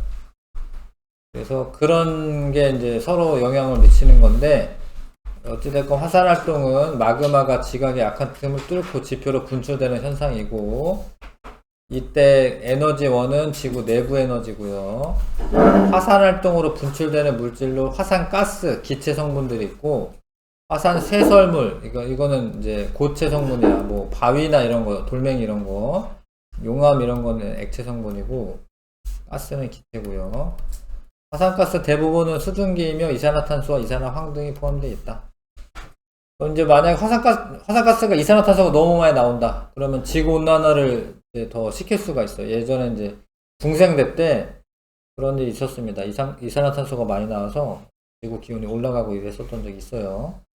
화산 쇄설물 이런 거는 고체 물질로 입자 크기에 따라 얘가 제일 작고 화산재는 좀 크고 화산력은 이제 돌멩이 같은 거고 화산 암괴는 바윗돌 같은 거예요. 이런 게 화산 쇄설물이라고 한다. 용암은 마그마에서 화산가스가 빠져나가고 남은 액체 물질이다. 이런 게 이제 일단은 처음에 피해를 주죠. 아무래도 화산재나 화산가스는 이제 생물의 호흡기 질환을 일으켜서 생물권에 영향을 주고요. 화산가스는 이제 이산화탄소가 많으니까 그게 지구 온실 효과에 영향을 준다. CO2가 산성비를 내리게 한다. 뭐 이산화황 뭐 이런 게 물에 녹으면 산성비가 되거든요. 그래서 생물 성장을 방해한다. 성층권까지 올라간 화산재는 이거 화산재죠. 요거는 햇빛을 차단하여 광합성에 직접적인 영향을 미치고 지구 평균 기온을 낮춘다. 기권과 생물권에 영향을 주는 예고. 화산재가 항공기 결항을 일으킨다. 사회 경제적 피해를 일으킨다. 그랬었던 적이 진짜로 있어서 그래요. 이제 이게 뭐 아이슬란드인가 거기서 화산 폭발이 있었는데 유럽에 지나다니는 항공기가 다 이제 결항을 합니다. 화산재가 이제 항공기 안으로 들어가가지고 항공기가 추락할 수가 있기 때문에 용암은 산사태를 일으키거나 지형을 변화시킨다. 직권에 영향을 주는 거고, 용암은 뭐 도로, 주택, 농경지들 파괴와 산불을 일으킨다. 사회 경제적 피해를 일으킨다. 화산활동의 이점, 이거는 피해고, 이점은 나중에 그 화산 쇄설물, 뭐 화산재 이런 게 금속 광물 이런 게 많아서 하여튼 이거 마그마에는 금속 광물이 많고 얘네들은 이제 토양을 비옥하게 합니다. 그래서 그게 영양분을 제공해줘요. 무기양분을. 그래서 화산재가 이렇게 덮이면 피해를 입는 건 맞는데 나중에는 이제 토양이 비옥해집니다. 그래서 제주도에 뭐 농사가 그렇게 안 되는 거 아니에요. 제주도에 뭐 당근이나 뭐 땅콩이나 이런 거 잘 자라고 뭐 굴도 잘 자라고 그죠. 그다음 화산 활동으로 해수에 염류를 제공한다. 주로 이제 염소, 이렇게 염소가 염화 이온이 화산 활동으로 제공이 됩니다. 그 다음에 화산지대에서 화산열을 이용해서 온수를 공급하거나 난방 발전할 수가 있다. 이걸 지열 발전이라고 해요. 지열 발전. 화산 지역이 관광 자원으로 활용되기도 한다. 온천도 있고요. 독특한 지형도 있기 때문에 그럴 수가 있고, 화산 활동에 대처하기 위해서 뭐 댐이나 수로 이런 거 건설해서 용암이 막 흘러내리거나 이럴 때 뭐 마을로 오는 걸 막아야 되니까 댐이나 수로 같은 거 건설하고요. 화산활동 전조 현상이 나타나므로 감시 체계를 강화하고 대피 계획을 세운다. 이게 이제 마그마가 폭발하기 전에 약간 이렇게 지면이 올라와요. 이렇게 부풀어요. 이렇게 약간 부풉니다. 그래서 이제 뭐 인공위성 사진이나 이런 걸로 알 수도 있고요. 또 이제 화산활동이 있으려면 지진 같은 게 자주 발생합니다. 지진이 더 좀 갑작스럽게 일어나는 거고, 화산은 그래도 전조 증상이 좀 있어요. 뭐 가스가 새어 나온다든가 그런 현상이 있어요. 그 다음에 지진은 이제 지구 내부에 축적되어 있던 에너지가 한꺼번에 방출되는 건데, 그러니까 이게 끊어지는 거죠. 지층이 이렇게 힘이 쌓였다가 뚝 끊어지는 거죠. 그러면서 지진이 생깁니다. 지진이 생긴 그 지점을 진원이라고 하고, 그 바로 윗부분을 진앙이라고 해. 그러니까 진앙은 어떤 없이 그냥 바로 흔들리니까 여기가 피해가 제일 크고, 일단은 여기에서 뭔 일이 생기면 이제 알아차리거든요, 사람들이. 그래서 이제 통신으로 이제 여기에 지진 발생했으니까 빨리 대피해라. 그러면 조금 멀리 있는 데는 얘가 오는데 시간이 걸려요, 이게. 그래서 빨리 이제 대피할 수가 있죠. 진앙은 뭐 그런 게 없으니까 여기가 바로 위니까 여기가 이제 피해가 제일 큽니다. 진앙이. 지진에 의한 피해 뭐 아시죠? 뭐 이런 건 이제 피해 있고, 근데 이제 해저 지진의 경우 쓰나미가 이제 지진 해일이죠. 지진 해일을 쓰나미라고 하고요. 지진에 의한 해일은 뭐 파도가 이제 높이 오고 와서 이제 이렇게 쓰나미에 의한 피해가 있을 수가 있고, 뭐 이런 거 다 아실 것 같고, 근데 이거를 이용하는 거는 지진파를 분석을 해요. 지진이 이제 생기면은 이제 세계 각 지역에 관측 장비가 있어요. 그래서 여기까지 도달하는 시간 이런 거 막 측정합니다. 그래서 이제 지구 내부 구조를 알 수가 있습니다. 지진파를 이용해서 지구 내부 구조를 알 수가 있고, 지하의 물질 특성, 뭐 액체 상태 통과할 때 좀 느려지고 이런 성질이 있기 때문에 뭐 석유가 매장되어 있다던가 뭐 이런 것도 알 수가 있고, 자원 탐사 이런 거 할 수가 있고요. 터널 공사, 댐 건설 등 지진파를 이용하기도 한다. 지진파를 이용해서 이제 단단한 암반이 있냐 없냐 뭐 이런 것도 알아내고 그런 거 합니다. 근데 이제 건물에 이렇게 보강을 하는 경우가 있어요. 요즘에 이제 학교 지나다니다 보면 이제 건물이 있긴 한데 중간에 어떤 데 이렇게 있어요. 이렇게. 그런데 건물 많아. 그쵸? 석천초도 있는 것 같고, 상도 정도 본 것 같긴 한데 있지 않아요? 이런 거? 그쵸? 뭐 이런 게 있습니다. 이거 이제 내진 설계한 거, 내진 설계 안 무너지라고. 학교마다 이제 조금씩 그렇게 해놓거든요. 기존 건물에다가 보강을 하는 겁니다. 그런 거를 이제 지진을 견딘다 이런 거, 지진 견디는 걸 내진 설계라고 해요. 그 다음에 뭐 이제 발생했을 때 행동 요령 이런 거 다 알고 있어야 하고, 그 다음에 화산 활동과 지진을 일으키는 지구 시스템의 에너지원은 지구 내부 에너지입니다. 그리고 내부 에너지. 화산 분출물 중 화산재는 대기 온실 효과를 증가시키는 역할을 한다. 이게 좀 틀렸는데, 온실 효과 증가시켜주는 거는 이제 화산 가스 중에서, 이산화탄소가 그런 역할을 하는 거고요. 적어 놓으세요, 이산화탄소. 화산재는, 이게 햇빛을 차단해서, 오히려 햇빛을 차단해서, 그래서 기온이 낮아집니다. 얘는 기온을 높이는 거고 얘는 기온을 낮추는 거. 그러니까 문장을 다 읽으셔야 돼. 화산재에 의한 피해는 기온이 낮아지는 거고, 화산가스 중에 이산화탄소 이런 게 많이 분출되면은 오히려 온도가 올라갑니다. 지구 온난화 일어나서. 그 다음에 지진은 화산, 화재, 산사태, 쓰나미 등 2차적인 피해 줄 수 있다. 그럴 수 있죠. 관측 기술 발달로 화산 활동과 지진 발생에 대한 정보가 정확한 예보가 가능하다. 틀려요. 갑작스러운 거여서 어느 정도 뭐 예보되는 거지 정확하게 예보하는 건 아니야. 정확한 짜 때문에 틀린 거야. 자, 그래서 문장을 하여튼 끝까지 다 잘 읽으셔라. 그래서 예전에 있었던 일 중에 스메루 화산 2022년이네요. 화산재가 방출돼서 그 다음에 이제 화산재 같은 게 이제 화산 쇄설류라고 해서 이제 막 이렇게 산사태처럼 이렇게 오는 겁니다. 화산 쇄설류라고 하는 거는. 그래서 한 50여 명이 사망했구나. 통가에 이제 2022년에 쓰나미도 발생하고 화산섬의 면적이 변화되었다.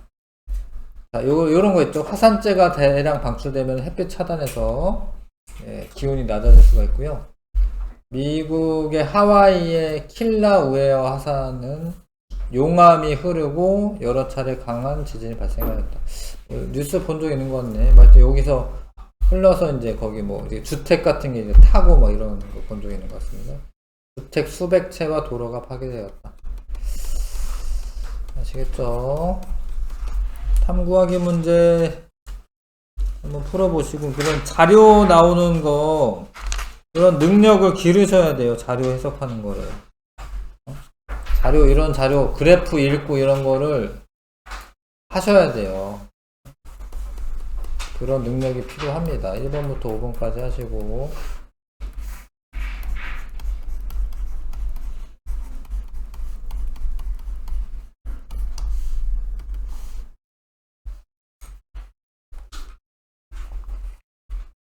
자, 볼게요. 여기는 그렇게 어렵지 않지 않나요? 화산 활동이 일어나면 지구 내부 물질이 유입된다. 지구 내부로 물질이 유입된다. 아니, 지구 내부 물질이 바깥으로 나오는 거잖아요. 그쵸? 그러니까 내부로 유입되는 게 아니잖아요. 이 내부로 때문에 틀렸죠. 대기 중에 방출되는 화산가스는 지구 평균 기온을 낮추는 역할을 한다. 가스는 이제 이산화탄소나 뭐 이런 게 있어서 그거는 아니고, 그러니까 화산재가 낮추는 역할을 하는 거. 화산재가. 쓰나미는 해저 화산 활동으로 발생할 수 있어요. 해저 지진에 의해서도 발생할 수 있고, 화산 활동이 있을 때 사실 지진을 동반을 해요. 그러니까 뭔가 크게 분출될 때 땅바닥 흔들리게 되어 있습니다. 이거 맞고요. 이거는 앞에 써져 있었나? 써져 있던 거는 못 본 것 같은데. 하여튼 요거 맞고요. 화산 불출물 대부분은 식물 광합성에 도움을 주는 성분으로 이루어져 있다. 대부분이 틀린 거고요. 이거 문장이 되게 어렵네. 대부분이 아니라 뭐 영양분이 있기는 있는데, 무기 양분이 있기는 있는데, 근데 여기 광합성에 도움을 준다. 하여튼 나중에 비옥하게 되는 건 맞는데, 요거 빼고 일단 이거 먼저 읽어보면, 환경 피해뿐만 아니라 사회 경제적 피해도 일으킬 수 있다. 이게 맞죠? 3번, 5번 고르시면 되네. 그렇죠? 3번, 5번이고, 퉁가 해저화산 폭발 모습이다. 해저화산 폭발인데 이렇게 보였구나. 인공위성에서. 대박. 해저화산이 이렇게, 에너지 분출원은 지구 내부 에너지죠. 분출의 에너지원은 지구 내부 에너지. 위 화산 분출로 일어난 쓰나미는 어느 권역 안의 상호작용이냐? 지권과 수권이죠. 왜냐면 쓰나미는 해일이니까 수권이잖아, 수권. 그러니까 이게 화산 폭발에 의해서 쓰나미가 생겼다라는 거잖아, 그죠? 지권과 수권 쓰시면 되고, 그 다음에 화산 분출이 일어나기 전에 어떤 전조 증상이 어떤 게 있냐? 온천수 온도가 높아. 그럴 수 있죠. 뭐 마그마가 이제 막 차면은 뜨거워질 수 있고요. 화산체 사면이 기울기가 커진다. 뭐 그럴 수 있다 하고, 얘가 이게 마그마가 팽창하면서 얘가 이렇게 높아지기도 하거든요. 기울기가 커질 수가 있고, 지진 발생 횟수가 감소하는 건 아니고, 용암 분출에 의한 도로와 주택 파괴가 나타난다. 이거는 전조 증상은 아니지. 이거는 이제 방출되고 이제 후니까 이용 니은만 고르시면 되겠네요. 그 다음에 이제 이거는 이제 이익인데, 이용한 사례인데, 지열이 높은 곳에서 유리하다. 맞죠? 지열 발전은. 뭐 아이슬란드 이런 데는 그 나라의 한 70% 정도를 지열 발전으로 쓴대요. 나는 관광자원으로 활용할 수 있다. 온천 관광자원 되죠.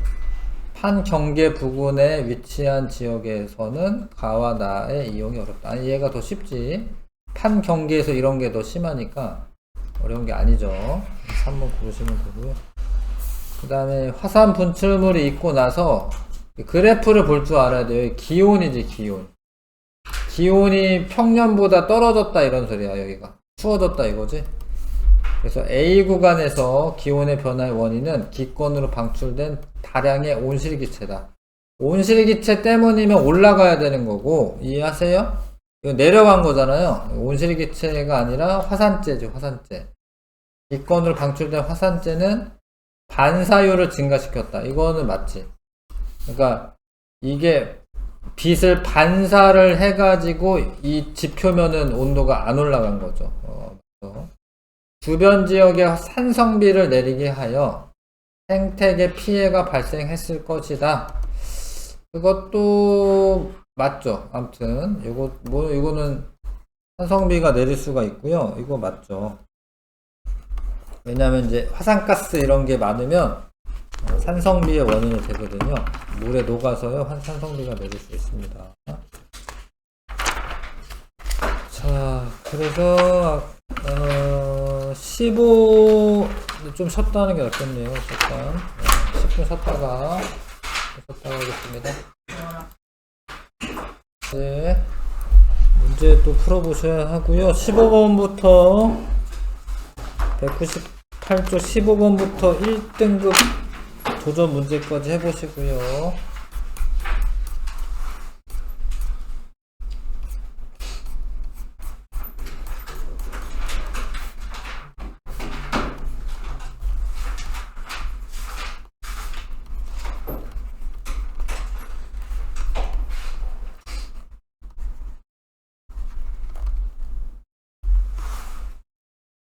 자, 15번에 화산활동과 지진에 대한 설명 옳지 않은 거. 화산가스는 대기 온실효과를 강화시킨다. 이거 맞고요. 화산 분출물이 풍화를 받으면 비옥한 토양이 만들어진다. 풍화를 받으면 부서질 수도 있겠지.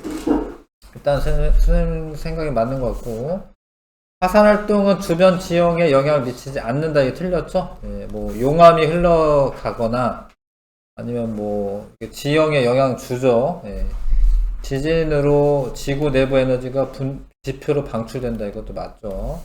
지진파를 이용해 지구 내부 구조 파악할 수 있다. 이것도 맞죠. 그래서 3번 답이고, 화산활동이 지구 시스템에 미치는 영향에 대한 설명이다. 자, 화산가스를 포함한 이산화탄소는 온실효과에 영향을 줄 수가 있다. 그러니까 가는 이제 온실효과는 이제 기온이 올라가는 거잖아. 그럼 이건 기권에 영향을 주는 거죠. 무슨 얘기인지 아시죠? 광합성 작용을 억제했다. 이거는 이제 생물권에 영향을 준 거죠. 생물권. 그 다음에 해수에 공급했다. 이건 수권에 영향 준 거죠.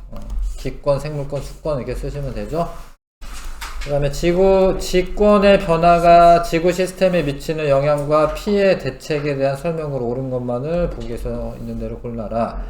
대규모 지진은 도로와 건물을 붕괴시키고 영향과 피해 영향. 화산지대의 열은 발전에 이용될 수 있고 지진 발생 시기를 정확하게 예측할 수가 없어요. 지진이 너무 갑자기 발생해가지고요. 예측하기가 어렵고 화산활동의 피해를 줄이기 위한 대책으로 인공위성을 이용한 지형 변화 관측이다. 맞습니다. 화산이 분출하기 전에 약간 부풀어요. 그래서 그거를 이제 보고 이제 폭발할 수도 있다. 이렇게 예보할 수 있죠. 4번 답이고요. 자, 1등급 도전 문제. 지진 때는 변동대와 거의 일치한다. 뭐 일치하죠. 네. 지진 때나 변동대랑 비슷한 말인데 이게 일치한 거고요. 대체로 좁고 긴 띠 모양이다. 맞죠? 알프스 히말라야 지진 때는 수렴형 경계가 발달한다. 맞죠? 여기가 요 판과 요 판이 이렇게 수렴하는 데입니다. 이렇게. 태평양은 가장자리보다 중앙부의 지진이 활발하다. 아니, 중앙은 어쩌다 점이 있긴 한데 중앙보다는 가장자리지. 가장자리. 사실 점이 있는 거는 그거는 좀 다른 원인이 있어요. 다른 원인. 그건 이제 지구과학 배울 때 배우실 수가 있고 여기 원래 하와이가 여기 있거든요. 근데 하와이에 화산 폭발 자주 있어요. 그거는 이제 요 판 때문에 생기는 건 아니고 열점이라고 하는 게 있어서 그런 건데 어찌됐건 이제 요 중앙부보다는 주변부가 더 활발한 겁니다. 틀린 거고요. 대서양 중앙 해령 지진 때에는 열곡이 발달한다. 그쵸? 여기 뭐 화산활동 있습니다. 여기 열곡 있어요. 열곡. 해령의 그 가운데 부분을 열곡이라고 해. 이게 해령이 있으면 여기 가운데 열곡이라고 합니다. 열곡. 그 다음에 4번 고르시면 되고요. 그 다음에 지형을 써라라고 돼요. 지형. 요 중에 신발 지진 발생하는가? 호상열도 있는 데에 신발 지진 발생합니다. 호상열도 있는데 왜냐면 호상열도는 해양판이 섭입하는 경계에 있거든요. 해양판이 섭입할 때 깊은 곳에서 신발 지진 발생하는 겁니다. 화산활동 활발한가? 남은 것 중에 화산활동 활발한 거는 열곡대입니다. 열곡대. 열곡대는 이제 마그마가 상승하는 부위에 대륙에 있는 게 열곡대야. 대륙에. 이거 마그마 상승하니까 화산활동 활발하고 그렇지 않은 거 변환단층은 화산활동 활발하지 않죠. 보존형 경계에서는 화산활동 활발하지 않습니다. 네.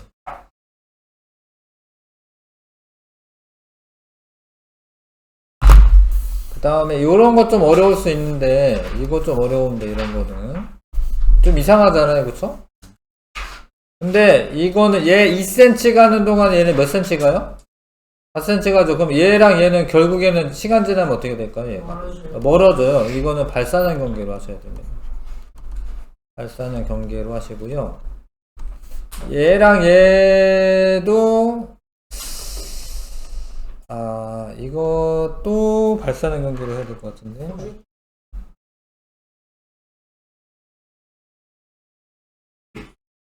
이거는 보존형 경계네. 이거는 이제 얘가 같은 방향으로 가는데 조금씩 어긋나겠죠, 그쵸? 속도가 달라서 보존형 경계로 하세요. 보존형 경계. 어긋나는 거는 보존형 경계니까. 이거 모이거나 발산되는 건 아니네. 보존형 경계가 맞네. 보존형 경계로 하시면 되겠습니다. 이거는 발산형, 이거는 보존형 경계 쓰시고요.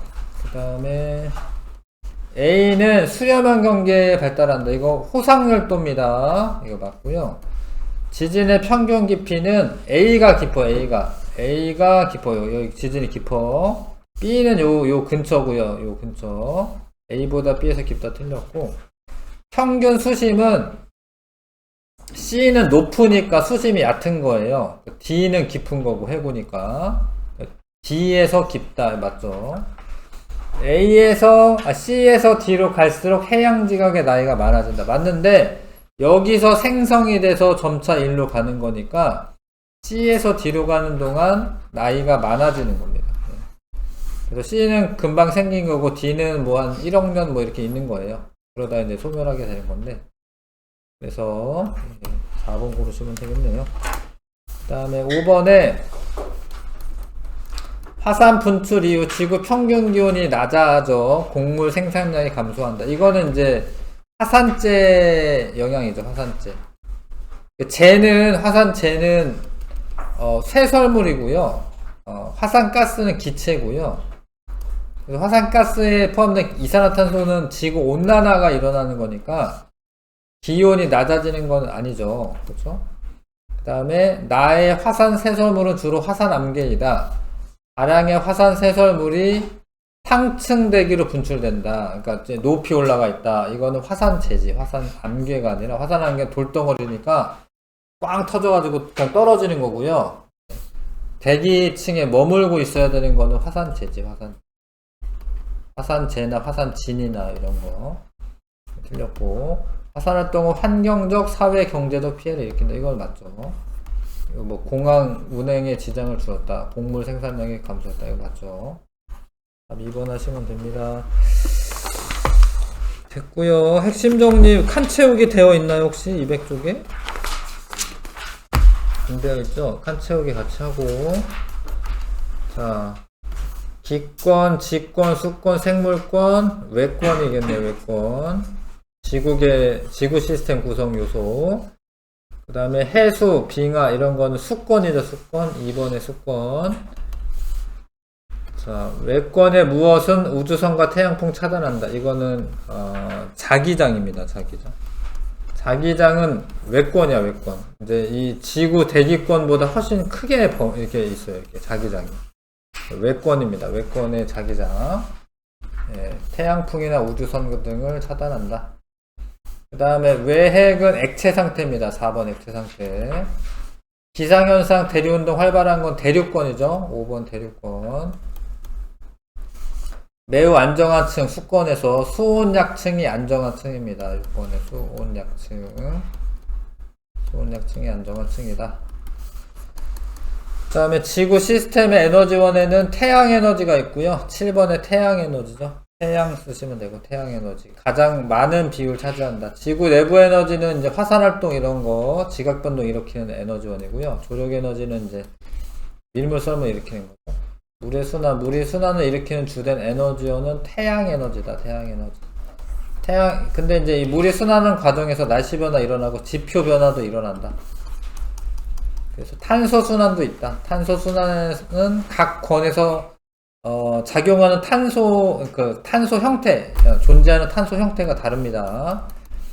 그 다음에 지구 시스템의 구성 요소들은 상호작용하여 끊임없이 물질과 에너지를 주고받는다.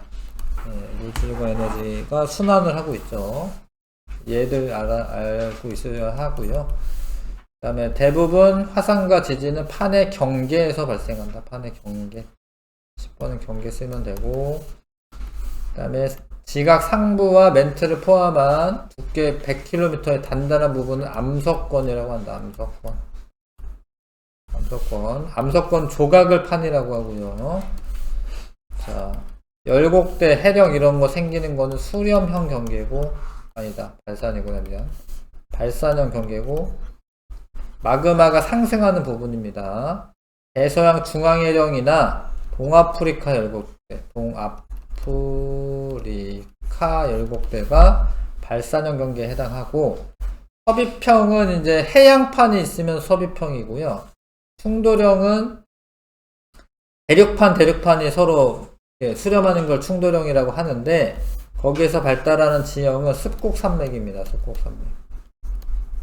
습곡산맥은 서비평에도 습곡산맥 생기는 거, 안데스 산맥 같은 애. 여기서도 습곡산맥이 생기는데 이건 히말라야 산맥이고요. 수렴형 중에 서비평에만 신발 지진이 있다. 이거 좀 아셔야 되고요. 보존형 경계는 변환단층이라고 하는 지형이 발달하고 천발 지진만 있습니다. 천발 지진만 있고 화산 활동 거의 없다. 그래서 다 아실 것 같고요. 넘어가고, 그 다음에 202쪽에 1, 2번, 1번부터 3번까지, 4번까지 다 할게요. 202쪽부터 203쪽까지. 밑에 있는 거 있죠? 이거 해보시겠습니다. 칸 채우고 할까? 칸 채우는 게 있나? 아닌가? 대표자료, 디귿. 그냥 문제 풀어도 될 것 같습니다. 1번부터 4번까지 할게요.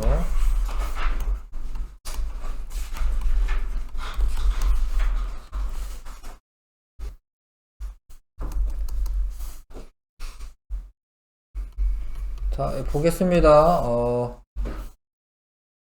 태풍 발생은 수권이랑 기권의 상호작용이죠. 태풍 막 생기려면 이제 수증기 공급 뭐 이런 거 있어야 되잖아. 수온이 높은 바다에서 생기거든요, 태풍이. 황사 발생은 기권과 지권의 상호작용이잖아. 그럼 똑같이 기권이 들어가야 되잖아요, 그쵸? 여기가 기권이 들어가야 되는 거죠, 맞죠? 여기는 그러면은 이제 지권이고 여기는 수권이 되는 거죠. 이해하세요? 이렇게 푸는 거? 수기지 3번 고르시면 되고, 그 다음에 오존층에 의한 자외선 흡수. 그러면 이제 오존층은 기권이잖아, 기권. 근데 자외선은 이제 뭐 외권이라고 보시면 되죠. 그러니까 가가 외권이 돼야 되고요, 외권. 황사 발생은 모래, 먼지 뭐 이런 거는 원래 지권이잖아, 지권. 지권과 기권의 상호작용이잖아요. 기권과 여기 지권 들어가야 되죠. 이해하시죠? 바람에 의한 해류. 바람은 기권이잖아요. 근데 해류는 수권이잖아요. 기권과 수권이죠. 그럼 D는 뭐 이거 알맞은 거 이제 하시면 되겠죠. 가가 외권이고 빙하는 수권이죠. 나에 속한다. 틀렸죠? 수권이니까 다죠, 다. 파도에 의한 해식동굴 형성. 파도는 수권이지, 수권. 근데 동굴은 지권의 지형 변화냐. 동굴이 생기는 거잖아. 뭐 이렇게 절벽 같은 걸 이렇게 침식작용 일으킨 거잖아요. 이거는 지권이죠, 지권. 수권과 지권. 수권과 지권은 수권과 지권. D인데 기역에 올 수 있다. 기역이 여기 올 수 있죠. 기역 디귿 4번 답이죠. 알겠어요. 하나씩 쓴 다음에 보고 푸는 거예요. 제발 쓰세요. 쓰는 거는. 그 다음에 자, A에서 해양판이 생성된다. 여기는 생성되고 없어지고가 아니야. 여기는 생성되는 것도 아니고 없어지는 것도 아니야. B가 해양판이 생성이 되는 거고, B에서 해구 발달한다. 이거 해령이야, 해령. 높이 솟아오르는 해령. 해구 아니고, 화산활동은 기역에 속한다. 지금 A랑 B랑 공통점으로 있는 거는 지진 발생은 공통적으로 있어야 되는 거야, 지진. 왜냐면 둘 다 지진이 생기니까. 화산은 B만 있는 거죠, 화산은. 그래서 화산활동은 기역에 들어가는 게 아니라, 여기가 보존형 경계죠. 여기만 디귿에 들어가야 되는 거니까 틀렸고, 지진은 니은에 들어가고 속한다. 4번이 맞네요. 5번 보기는 호상열도는 여기 둘 다 속하는 거 없죠? 호상열도는 수렴형 경계에서 생기는 거죠? 4번 고르시면 되고, 그 다음에 여러 차례 튀르키예에서 지진이 발생했다. 근데 여기 봐봐, 여기는 뭐죠? 보존형 경계죠, 보존형? 여기 보존형 경계죠? 여기도 보존형 경계이긴 한데, 지진 발생 지점은 여기네. 보존형 경계네요. 기역은 주로 판 경계 부근에서 발생하였다. 판 경계지, 이게. 판 경계지. 맞죠? A 지역에는 두 판이 서로 멀어지는 경계다. 아니죠. 이거는 서로 어긋나는 거지 멀어지는 게 아닙니다. 지진 에너지원 지구 내부 에너지 맞죠? 기억 디귿 한번 하나씩 푸시면 되고요. 수능 실전 문제.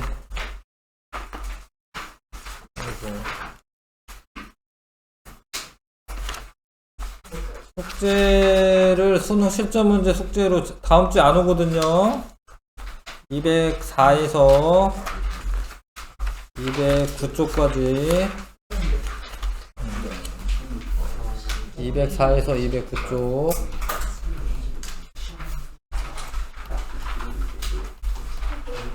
이거 숙제고요. 숙제 다음 주에 안 옵니다.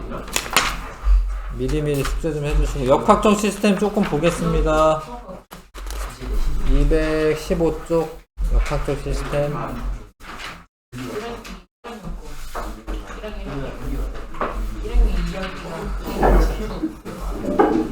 자, 좀 보겠습니다. 한 10몇 분 남았는데 자, 역학적 시스템 이제 중력장 내에서의 운동 이렇게 되어 있고요. 조용히 하세요. 중력장 내에서의 운동. 역학은 이제 뭐 힘이죠, 힘. 힘이 작용하는 시스템입니다. 우리가 살고 있는 세상에서 끊임없이 변하면서도 여러 가지 힘이 상호작용하는 역학 시스템에서 일정한 운동과 질서가 유지가 된다. 힘이 힘력자죠. 그러니까 힘은 정의가 힘이 작용하면 모양이 변하거나 아니면 운동 상태를 변화시키는 원인을 힘이라고 한다. 모양은 찌그러지거나 뭐 이럴 수 있잖아요. 힘이 작용해서. 운동 상태는 속력이 변하거나 운동 방향이 변하거나 아니면 둘 다 같이 변하거나. 운동 상태가 변하는 건 속력이 빨라지거나 느려지거나 아니면 이제 방향이 바뀌거나 이런 겁니다. 그래서 역학 시스템에 작용하는 힘이 중력, 마찰력, 부력, 탄성력 등 이런 것들이 있어요. 이런 게 어떤 힘인지는 중학교 때 배우는 거니까 대충은 아실 거고. 힘이 작용하지 않을 때는 운동 상태가 유지된다. 이게 중요해요. 그러니까 모양이 바뀌는 거는 잘 안 배워요. 왜냐면 대부분 모양은 그냥 유지가 되거든요. 단단한 애로 이제 뭐 하니까. 그러니까 어찌됐건 이제 힘이 작용하지 않으면 운동 상태가 안 바뀐다라는 거 아셔야 돼. 속력이나 운동 방향이 바뀌지 않는다. 그러면은 정지하고 있는 운동 상태면은 그대로 정지해 있는 거고, 속도가 일정하면은 그대로 속도가 일정한 건데, 근데 속도라는 거는 속도를 아셔야 되는데, 속도는 속력이랑 방향이랑 한꺼번에 알려주는 그런 물리량이에요. 속도가 일정하면 속력도 안 바뀌고 방향도 안 바뀐다는 소리입니다. 속도가 안 바뀌면 속력도 안 바뀌고 방향도 안 바뀌는 거야. 이게 원래 그 전에는 요런 내용이 물리 1에 주로 나와요. 그러니까 물론 그 어느 정도는 나오는데 운동량 뭐 이런 것도 통합과학에 나왔는데, 근데 속도에 대한 개념은 사실 물리 1에 좀 많이 나왔었고, 통합과학에는 그냥 이런 속도라는 용어를 잘 안 썼는데, 이제 속도라고 하는 걸 제대로 이제 알려주는 거죠. 이제 속도는 단위 시간당 위치 변화량이다. 뭐 다음에 할 때 다시 복습해야 될 것 같아. 내 생각에는 이제 바로 이제 이거 했다라고 다 기억을 못 할 것 같은데, 단위 시간 동안 위치 변화량이다. 말들이 다 좀 어렵죠? 위치 변화량은 또 뭐냐? 변위라고 하는데, 거리, 변위, 이런 거를 다 구분하셔야 돼요. 그래서 이제 헷갈릴 수가 있습니다. 그런 거부터 해야지 이거 이해가 갈 것 같은데. 일단 속력이랑 속도를 구분하셔야 돼. 속력이랑 속도. 봐봐, 옆에 써 있는 걸 봅시다. 속력은 단위 시간 동안 이동거리야. 이동거리에 동그라미 치세요. 이동거리. 1초에 몇 미터 가냐. 이런 거야. 이동거리. 이거는 빠르기만 나타내는 물리량이다. 속력이 자동차가 이렇게 있는데, 어떤 애는 일로 이제 뭐 서쪽 방향으로 50km/h로 가요. 어떤 애는 이제 이쪽이 동쪽이고 있구나. 동쪽으로 이렇게 50으로 가요. 어떤 애는 서쪽으로 50으로 갑니다. 그러면 이 둘의 속력은 같다라고 하면 돼요. 얘 50km/h, 얘 50km/h 같습니다. 그러니까 1시간에 50km씩만 가면은 속력은 같은 거예요. 이해하시죠?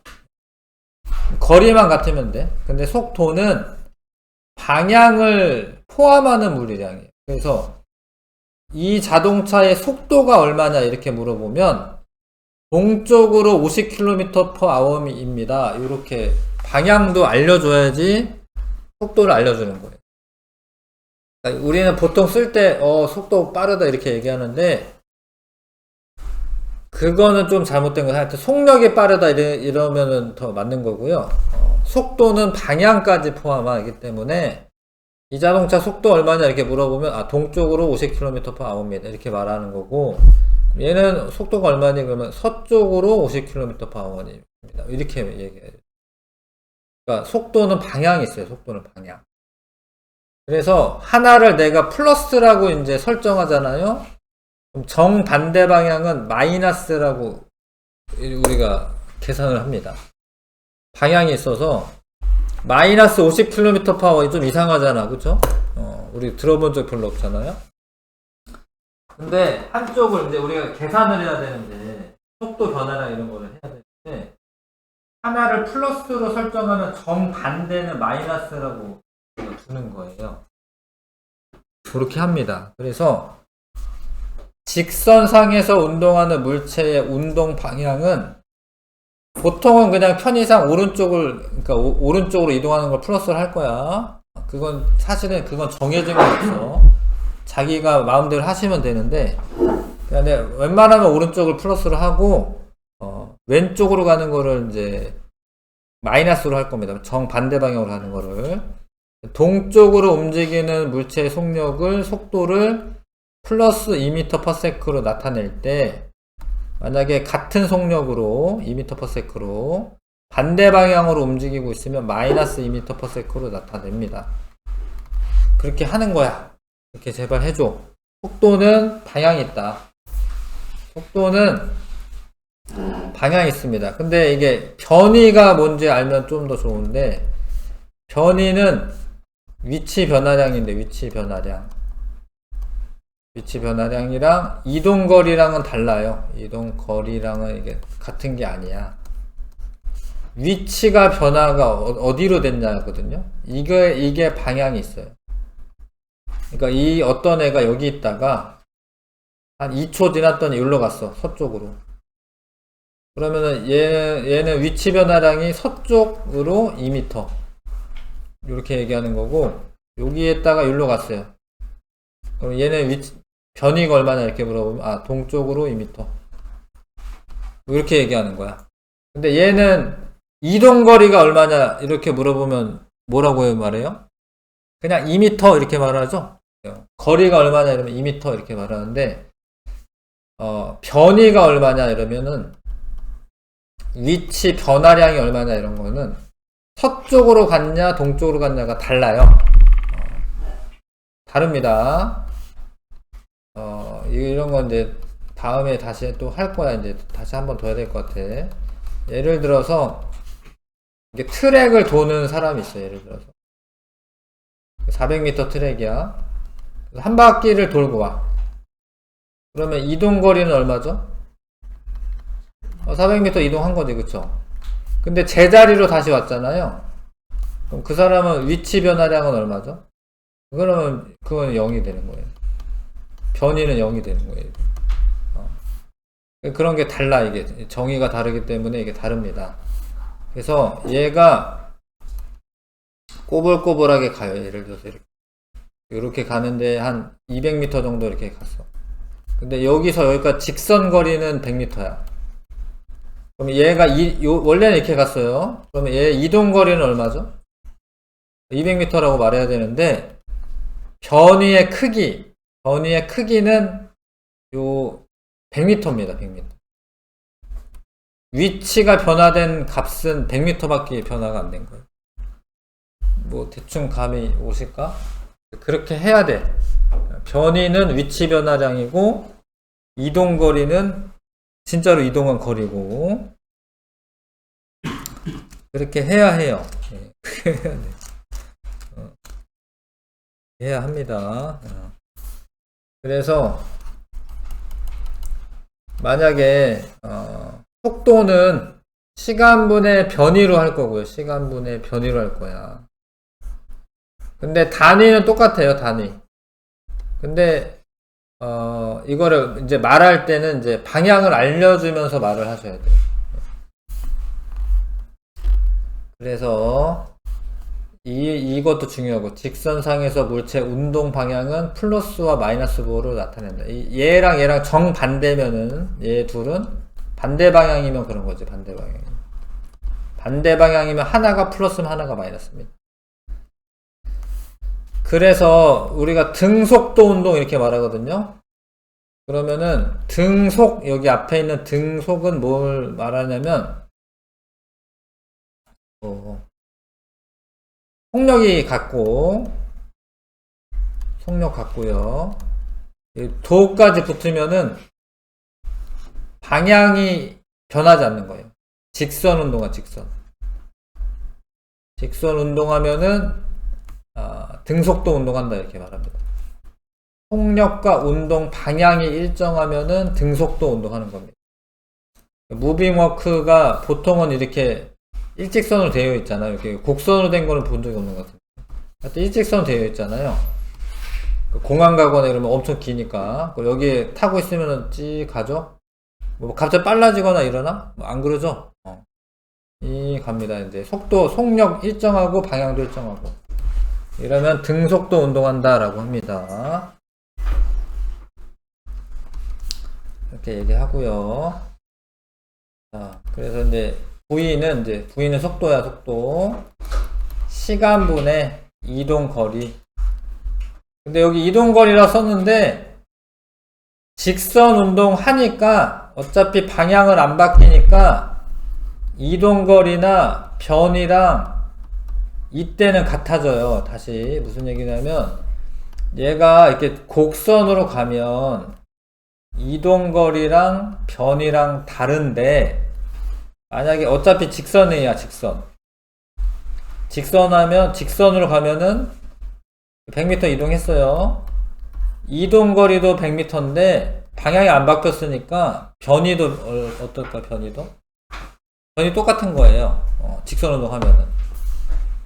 그래서 원래 정의는 등속도 이렇게 속도라고 붙으면 시간분의 변위로 쓰는 게 맞는데, 이게 직선 운동하기 때문에 그냥 이동거리로 써도 되는 거예요. 여기서는 그래도 되는 거예요.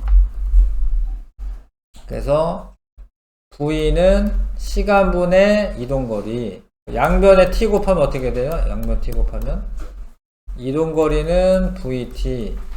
이해하시죠? 여기서 양변에 V로 나누면 어떻게 돼요? 양변 V로 나누면 T는 V분의 S. 이렇게 이해하시죠? 그러니까 요거는 이제 요 식이 이걸 기억하셔야 되고, 이건 다 초등학교 때부터 하는 거잖아요. 이제 속력은 시간분의 이동거리. 근데 등속이고 직선이니까 속도나 속력이나 똑같은 건데, 그래서 이거를 알면은 요걸 고칠 수가 있죠. 이렇게 고칠 수도 있고 이렇게 고칠 수도 있고. 거속시 맨날 외웠던 거 기억하시죠? 그래서 등속도 운동하는 경우에 속도가 일정하다라는 뜻이거든요. 근데 여기 원래 속도로 쓰는 게 좋은데 이게 방향이 안 바뀌니까 그냥 속력으로 쓴 거야. 그래서 얘가 속력이 일정하니까 V가 일정하게 쭉 갑니다. 예를 들어서 뭐 10m/s로 가요. 얘가 10초 동안 갔어. 그러면은 몇 미터 가는 거예요? 10m/s로 10초 가면은 100m 가는 거죠? 근데 요 그래프에서 밑면의 넓이 구할 때 가로 곱하기 세로 하죠? 가로는 t고 v는 세로잖아요. vt가 뭐지? vt가 이동거리죠?